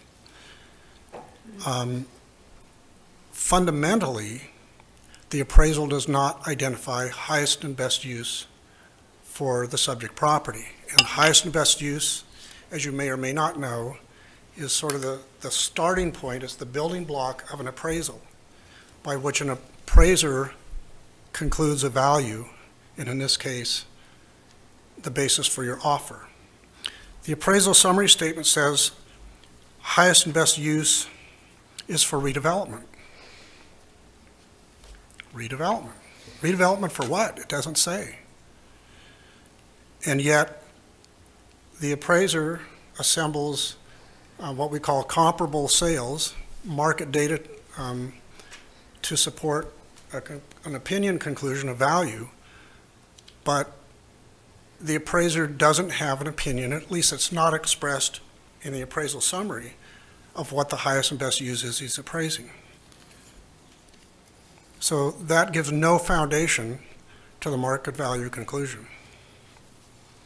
So simply put, the appraisal summary statement, we appreciate getting it, we've evaluated it, but it really doesn't give us a basis for understanding the offer. The other concern we have is, and I think it's kind of pointed out by your attorney's comments, we don't believe you've given a fair shot at negotiation before you adopt a resolution of necessity. The government code requires that you make every reasonable effort to negotiate a purchase before pursuing eminent domain through resolution of necessity. Your April 6, 2016 offer omitted the appraisal statement. We received it at your last meeting. We believe it's still deficient, yet we provided a counteroffer. That counteroffer was made on August 5th. 2 days ago, 2 days before this hearing, we received a letter from your council asking us for more information about our offer. But as we sit here today, no counteroffer to our offer has been made for us to consider. And we don't think 2 days is making every effort to negotiate a purchase before you proceed by eminent domain. Before you proceed with eminent domain, we would like to put to you again that we, as you know, have made what we believe to be a win-win joint development proposal for this property. And we'd like you to continue to consider that because we think that would be the way to go. The property owner wants to redevelop his property. You want to develop that property, apparently, for your school project. We had a meeting with your staff and attorneys, and we received a letter from council that's in the package stating reasons why apparently rejecting our proposal.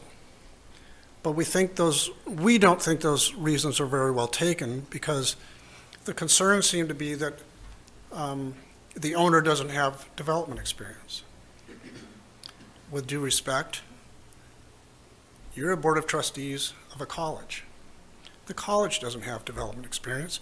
You're going to look to a developer to develop the property. That's what we would do. We would provide a developer to work with you and design and build the project exactly the way you want it, build to suit. So we would like you to continue to give the joint development strategy an opportunity to work.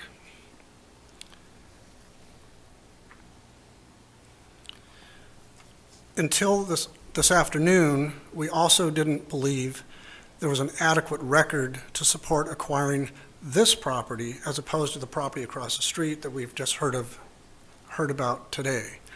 I understand the presentation about the next door property.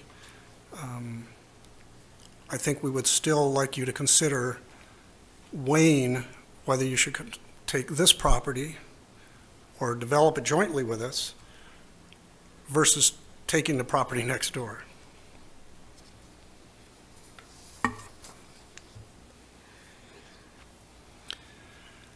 Our client's property has been under a cloud of condemnation for about 2.5 years now. He'd like the opportunity to redevelop. He'd like to work with you to do that redevelopment. You seem to want to pursue eminent domain and developing it on your own. We would strongly and respectfully suggest you are not ready today to adopt this resolution necessity because there is still not an adequate basis for the offer in the appraisal summary statement and apparently in the supporting appraisal that was done that we haven't seen. And we don't think that there's really a need been shown for this particular property for the project. And more importantly, I think, is we'd like you to give more time for reasonable negotiations over a purchase before resorting to condemnation, because as you pointed out in the presentation, that's supposed to be a last resort. And frankly, In my 25 years of eminent domain experience, I haven't seen a project less ready for acquisition of property. We haven't seen a design plan. We haven't seen an implementation schedule. There's no construction plans. It's sort of conceptual right now, which is fine for meeting with us and discussing a joint development proposal so we can move forward toward a design and construction and implementation. But I'd like you to think about that and recognize that you have time. You don't have to take this action today. You have time, and you should take the time to give more consideration to the concerns we've raised, both at your last meeting and today. Thank you. If you have any questions, I'd be happy to address them. Thank you. Thank you. We have next Lori Alyan.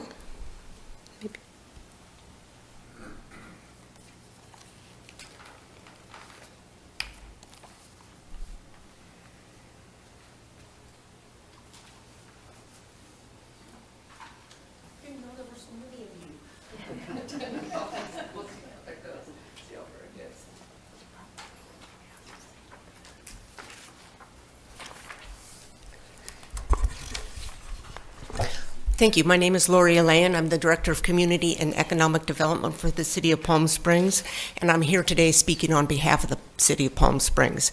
I'd like to address a couple things in the exhibits that I just passed out to you, and then I'd like to respond actually to the couple of comments from the previous speaker, just because I believe that they were not complete.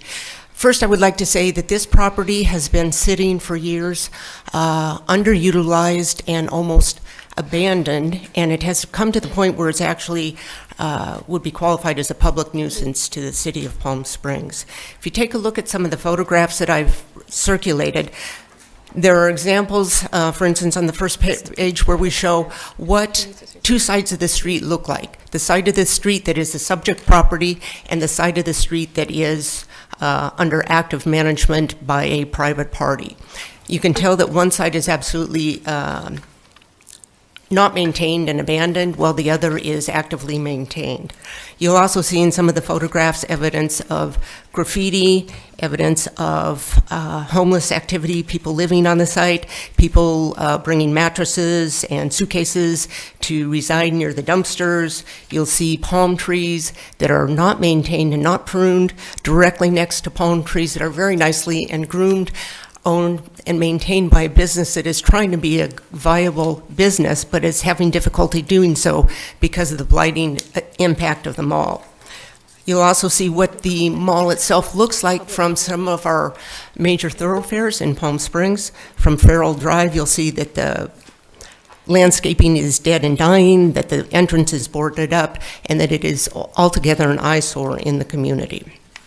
I also have, and did not make copies of, but I can leave this one copy, Palm Springs Police Department event details report for about an 18-month period of time from January 1st, 2015 to July 30th, 2016. It has approximately 650 calls for services in the location just surrounded by Sunset, Tockwitz, Farrell, and Baristo. So this is the subject property, and you can tell that it is quite a demand for police services that is a drain on the community. I'd like to respond also to just a couple of things that were offered by the previous speaker, simply because he indicated that the college is not an experienced developer. I have been in development and redevelopment in the Coachella Valley exclusively for the last 18 years. I do not know what this property owner wants or what his intentions are. I can tell you his behavior is completely inconsistent with an owner who wants to develop their property. He has not put forth any plans to the city. He has not scheduled meetings to come in to talk to the planning department or economic development. He hasn't made the circuits and talked to the elected officials. He has not done anything that would indicate that he really wants to develop the property. So although there is the assertion that he wants to do something, I personally question the validity of that assertion. If the college is wanting to do the greatest public good, I submit to you that that greatest public good is to take possession of the property, redevelop it as a college, which is needed by our community because we are very short of higher education, and our jobs, our future growth is dependent upon it.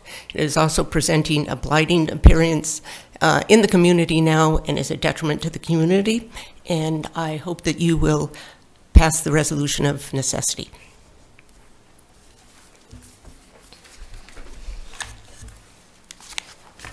Brianna Saul?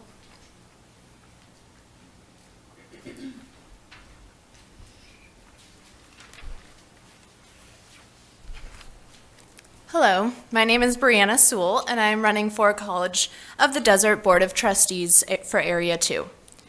As said in the Desert Sun yesterday, an inability to purchase the Palm Springs Mall has caused a lengthy and expensive delay in the construction of the West Valley campus, according to Lisa Howell, the COD Vice President of Administrative Services.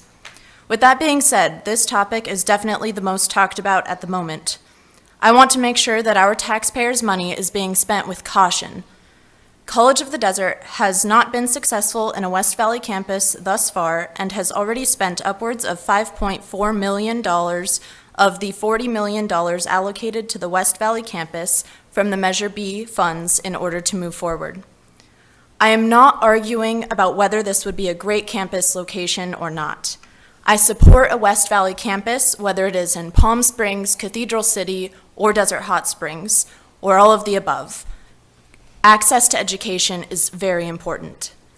However, I do not think that College of the Desert needs to use eminent domain to acquire a piece of property for a campus when there are plenty of other locations for sale and other property available if needed.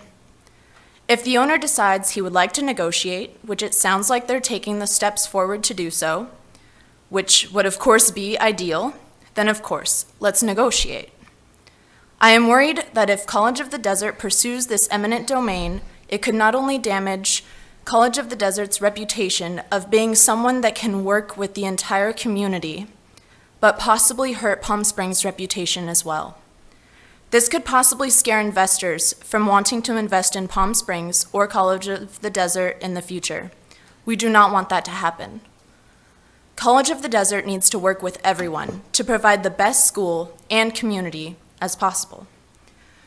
We do not need to waste taxpayers' time and money on a lengthy and expensive delays, especially with property that is not currently owned by College of the Desert or even for sale.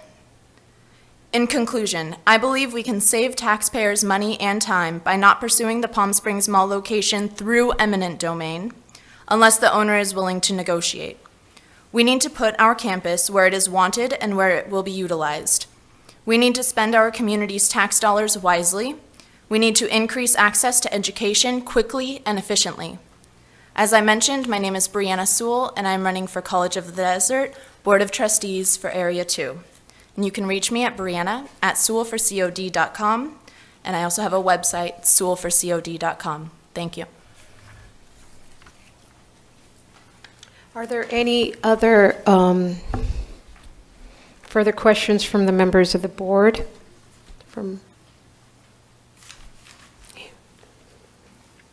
I've seen that or any staff or council?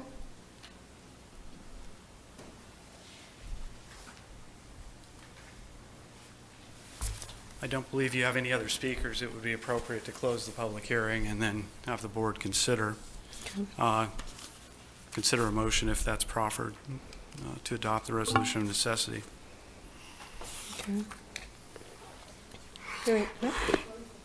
Okay, at this time, we're going to close the public hearing, and we want to thank all that have participated. So,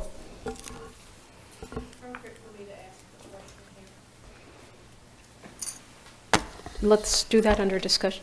Oh. Or, legal? We need a motion first, that's Do we fine. need a motion? Yeah.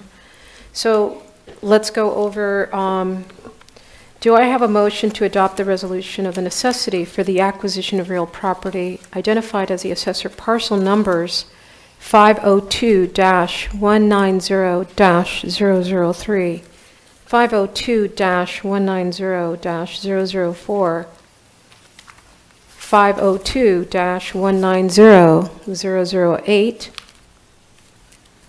parcel number 502-190-015, and parcel number 502-190-020 by eminent domain for the Desert West Valley Campus project as presented.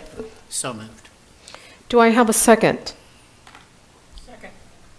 Any discussion? I have a question, and I believe it's appropriate that it goes to the council. I want to make sure that before we, or when we, as we have this vote, that voting to proceed down the path toward eminent domain does not stop negotiations or discussions with the owner, with the property owner. It does not. In fact, that's a regular part of the process throughout the proceedings. So- That's been my understanding all along. I just wanted to be sure that I was correct in that, so that both we as trustees, those of you that are working on this from the legal side, and the college campus understands that this is one step. This opens the door to one path, but it doesn't close the door to negotiations. Correct. Understood. Thank you. Any more discussion on the item? Okay. President Kinman, roll call vote, please. Student Trustee Estrada? Aye. Trustee Yant? Aye. Trustee Stefan? Aye. Trustee Broughton? Aye. Trustee Wilson? Aye. Trustee Sanchez? Aye. Motion carries unanimously.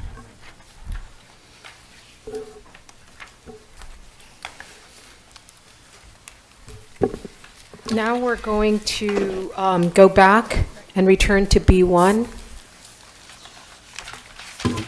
which is Resolution 081716-5, Support of Children's Education and Healthcare Protection Act of 2016.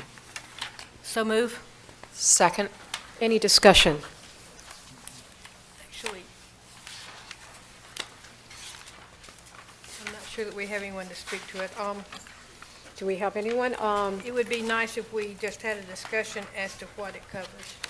It would be nice. Why it's important. Could you bring the microphone? Oh, I was looking, I'm not sure that we have anyone in the room. We all know that this is an important resolution, and we were, in fact, approached by several different groups wishing that we would be sure that we had this so that we could show our support. Yes,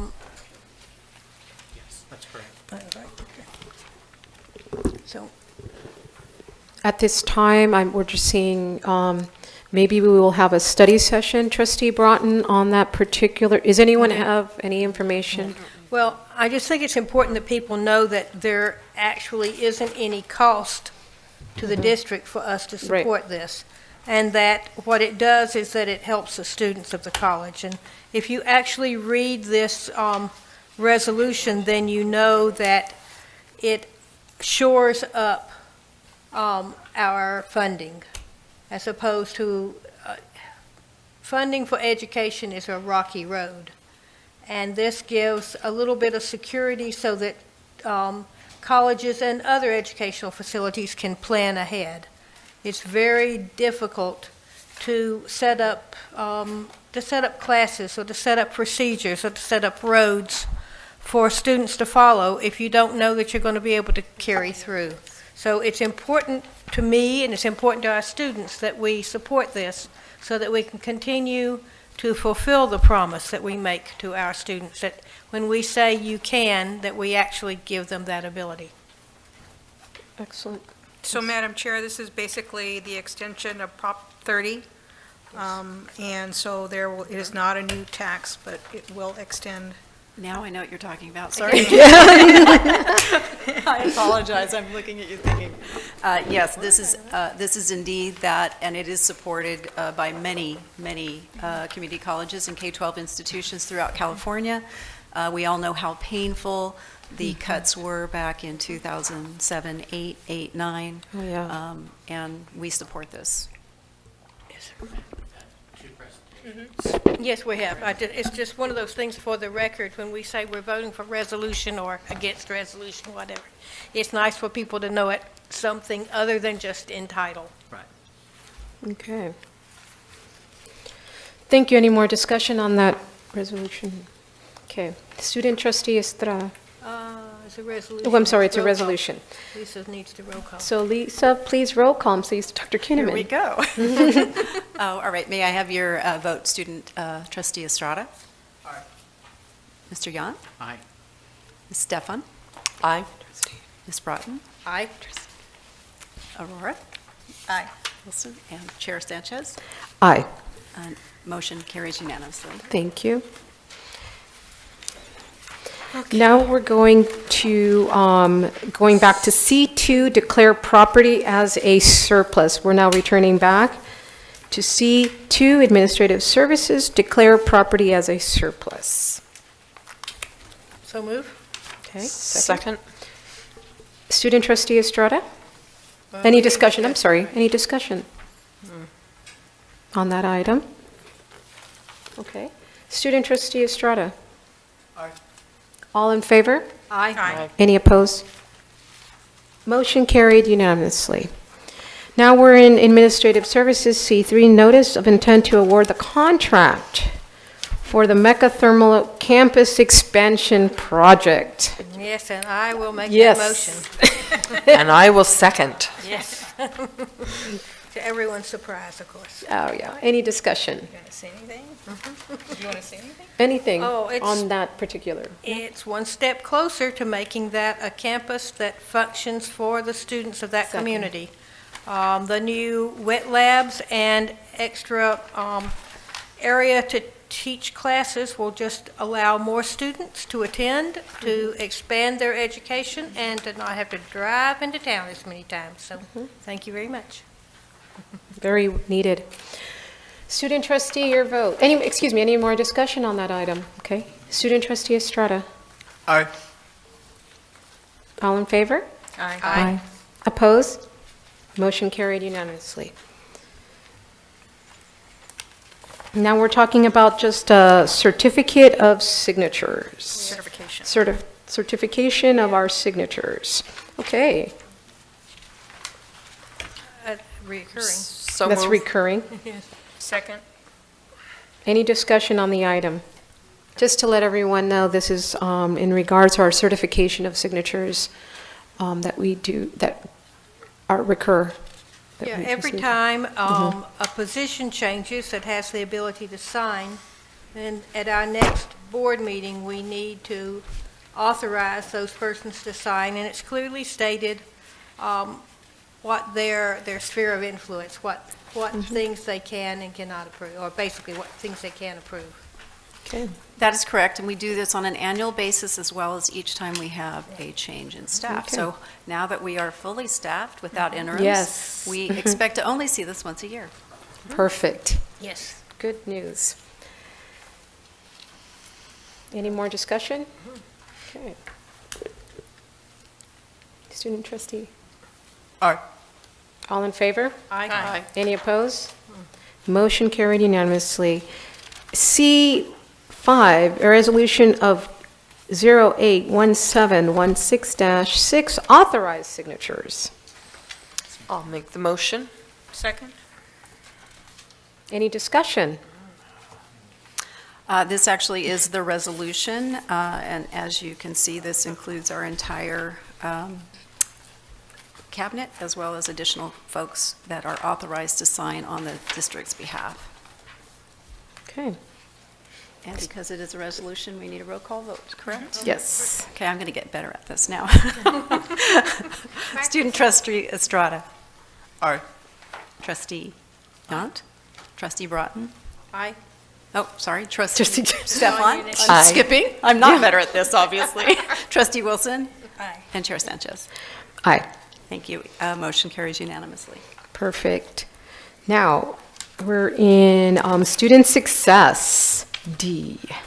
Resolution 081716-1 authorize Superintendent President Joel Kinnaman to sign and execute documents required by the California Department of Rehabilitation to effectuate the execution of CFDA 81-126A State Vocational Rehabilitation Services Program.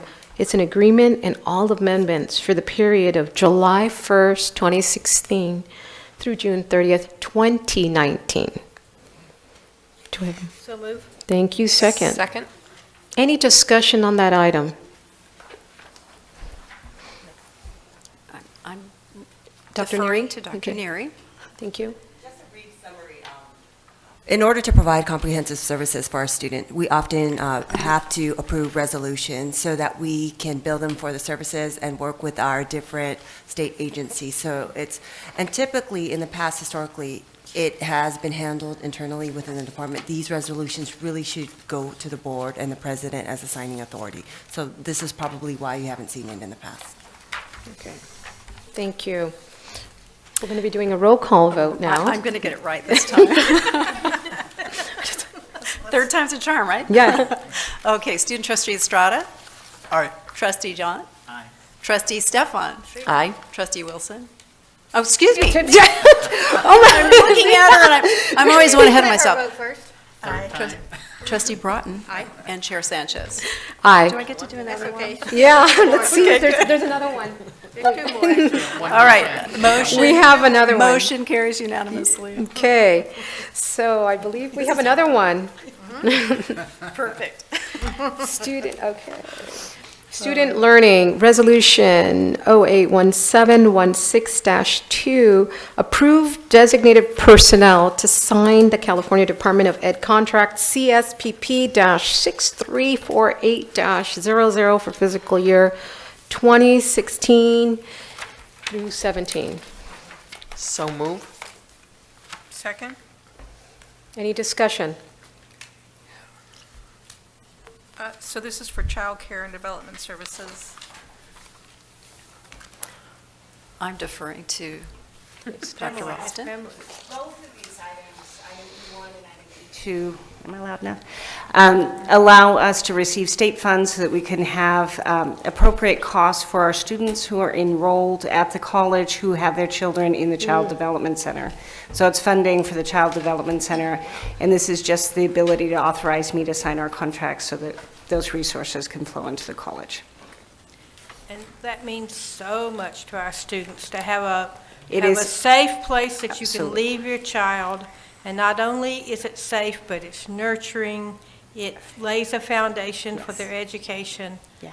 Our Early Childhood Development Center is a marvelous place. It is. A center of learning in the midst of a center of learning. So Yes. we are most fortunate. Thank you. Okay. Okay, we get another chance at this, actually two more. Hysterical. Okay, student trustee Estrada. Aye. Trustee Yant. Aye. Trustee Stefan. Aye. Trustee Broughton. Aye. There we go. Trustee Wilson. Oh, you got it. Chair Sanchez. Aye. Motion carries unanimously. Perfect. Okay. Also, Now- Madam Chair, I just wanted to mention Okay. that the center is named after Patrick McCarthy, and I understand that he has not been feeling well for some time now, and so perhaps it might be appropriate to send him a card from the board, just asking him to get well quickly. Thank you. Thank you. I think that would. Okay. We're going to the next item, Resolution 08. Oh, I think we're done, are we? We have three more. We have this last one. They look the same. They but look they're the not same. Oh, my exactly- goodness. They're just not exactly the same. 081716-3. 3.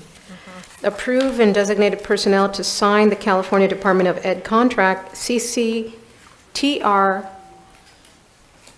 617100 for the fiscal year 2016. So move. Okay. Second? Any discussion? Bonnie and then Fred. Actually, Fred. do you want to tell us the difference in the two? I think they're just two different contracts. Are they two different contracts? They are two Tamara? different contracts. Okay. Of a related nature. Uh-huh. Okay. All of which bring us good things from the state. From On the state, behalf of- okay. yes, on behalf of the Child Care Center. So award-winning Child Care Center College. Yes. And another resolution, so this will be my final one, hopefully. May I have your vote, student trustee Estrada? Aye. Trustee Yant? Aye. Trustee Whatever her name is. Stefan? Aye. Trustee Broughton? Aye. Trustee Wilson? Aye. And Chair Sanchez. Aye. Motion carries unanimously. Great. Now we're in the section where we're going to be going into our informational items. During our study session, we'll be going into our Integrated Institutional Planning Update by Dr. Annabelle Neary, Vice President of Student Success. Are we ready? Yes, we are ready. And before I begin the presentation, as you're getting your handouts, I want to preface, this is the year that we're submitting in spring of 2017. We're submitting our institutional self-evaluation report. So you're going to be getting a number of these because we're doing quite a bit of work on terms of evaluating the planning process, improving the planning process. So just to let you know, this is kind of the first step. So driving planning is strategic master plan along with the educational master plan. So I'm going to give you a kind of a historical view of the process. In spring 2015, the Office of Institutional Effectiveness, Educational Services and Planning provided data, information, and collected input. We worked with the consultant Moz, and what they did is at the open forums with the surveys, they collected all that input and summarized for us. And did a little bit of research and coding. So the process of collecting input included open forums, presenting information and gathering the input, surveys, which were both in English and Spanish, Board of Trustees input, and community input. Now, informing the strategic planning process, we actually had a button on the public, for the public to access. So they, because navigating multiple buttons, clicking, on no access to our portal is difficult to explain and maneuver for the public. So we wanted to make sure they had direct access from our website. And as you can see, we consistently updated the website with all information presented, any agendas, handouts, or minutes that related to the topic. And on the right, there were buttons in both English and Spanish, so people could easily click on their survey and participate in the survey input process. Internally, there was a lot of information in terms of informing our internal constituents, the faculty, leadership, staff. And so we also had the strategic master plan button there, so if they were there first. So we did multiple efforts in communicating. Also, in my end of the valley, sometimes the internet's not so good or not so available. And you also went over and above and out of your way, let people fill out things on paper. Yes. And inputted it for them. So not only was it available electronically, but it was also available with with no Wi-Fi. Yes. That's correct. So thank you for that. And my community as well really appreciated that they were able to fill it out in person and in Spanish. So I attended one of those meetings, so it was wonderful, and I really appreciate that you would go to each of the cities in the Coachella Valley to have these forums. We're out, College of the Desert, we're out there informing and letting people know what was going on. And I want to thank the community for giving us that input as well. Yeah, we really wanted community they were very active. They wanted wanted us at their sites. The board input also was critical in making sure we reached out to different groups. And as you can see, we were in Palm Desert, we were in Indio, we were in Mecca Thermal, we were in Palm Springs High Schools. And we did open forums internally and externally as well. And then in terms of the input from the college, we have a lot of standing bodies, and to continue to ask people to meet for the sake of meeting is, something difficult to ask, especially when faculty need to teach, staff have their commitments and their work schedules. So what we asked is to be on the agenda and present to different college groups, so the full academic senate, the student body, CSEA executive board, college planning council board of trustees, the Education Consortium, which represents our K through 12 partners, leadership, dean, directors, and faculty. And we actually had some city council requests, so I put up India City Council. And just like Trustee Broughton stated, we really have a need to reach all constituents in our valley. So we had both options of the surveys in electronic and paper, in English and Spanish.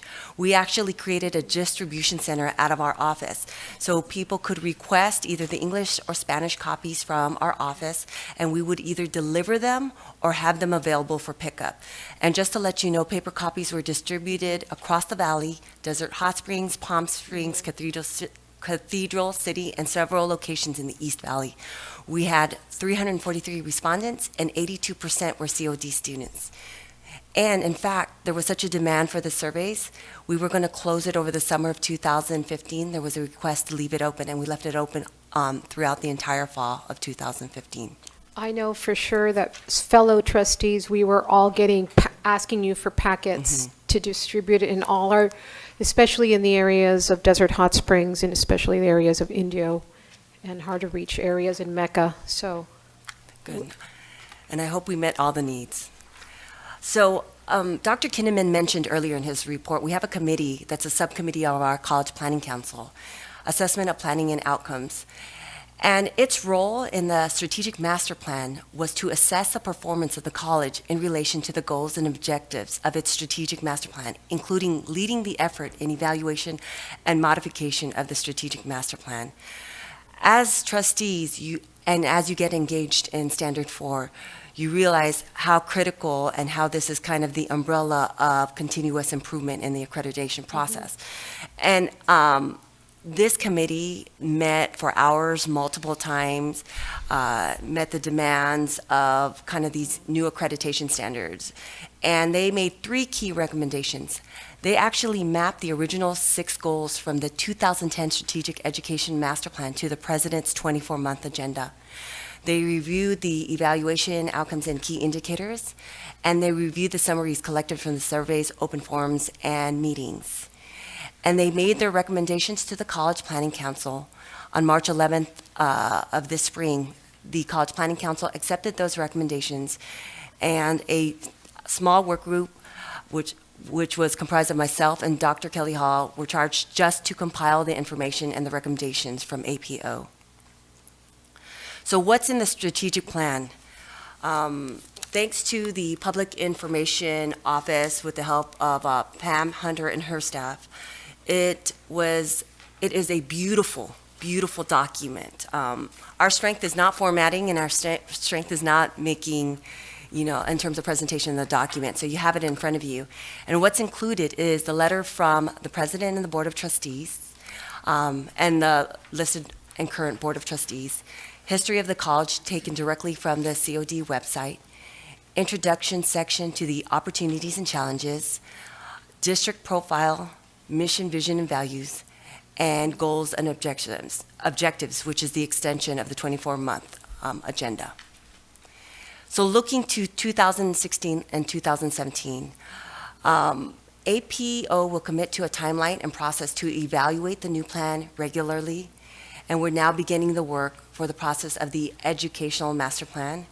And I'm very happy to say that my new colleague, the Vice President of Student Learning, Dr. Ralston will be leading that effort, and the rest of the executive will be supporting her in that effort as well, along with all the leadership and faculty, staff, and students. And I want to give a special thanks to Dr. Kelly Hall and the Senate membership for their leadership, the faculty, staff, students, community members, and leadership who participated in the process. And I just can't tell you how much work the APO subcommittee put into this effort. The faculty co-chair and former Faculty of the Year, Bert Batanga, the former CSEA Member of the Year, Lauro Jimenez, Kathy Levitt, David George, Linda Emerson, Daniel Martinez, Carol Scobie, Amanda Phillips, and our student representative, Jeffrey Salas Arellano. And a special thanks to Cy Bang and Katie Chartier, who were the administrative support and backbone for the website and the materials. I also want to thank you, but also a special thank you to the community members of the Coachella Valley, the citizens that all did this input. It was a collaborative, stronger together policy. Thank you so much, Dr. Neary, for this excellent presentation. The College of the Desert is just moving forward, and we want to continue this process for the future. Thank you. Now we're in the area of future. Any more questions for Dr. Neary from my board? Anyone? No, I think it falls upon us as trustees to look at these and see how to make sure that our goals are aligned, augment, and help this procedure move, this plan move forward.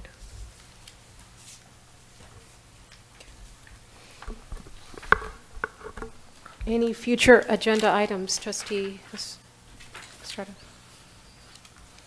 Okay. Trustee John, any future items you'd like to see? Trustee Plotton? Not today. I mean, Stefan, I'm looking at you. I'm sorry. It's okay, we look alike, right? We'll get started. I mean, I became like Lisa here. Did you see that? I just. Trustee Broughton. No, I'm good, thank you. Okay, because she was smiling. Not at this time. The only future item is our college promise. I keep on at every board I've asked about that. I really would love and excited. I just want to extend the excitement about the College of the Desert Hot Springs opening of our offerings at Desert Hot Springs class schedule at 11625 West Drive at Desert Hot Springs. And I'd like to get an update in our next meeting on how we're doing. And I'm very excited to report on that. I'd like to get an update. Thank you. Are we not going to go into closed session? I think we are. I would like to say this, that we're adjourned at early. 2:30. 2:35. I'm shocked. Wow. Amazing. Amazing. No, 2:35, excuse me.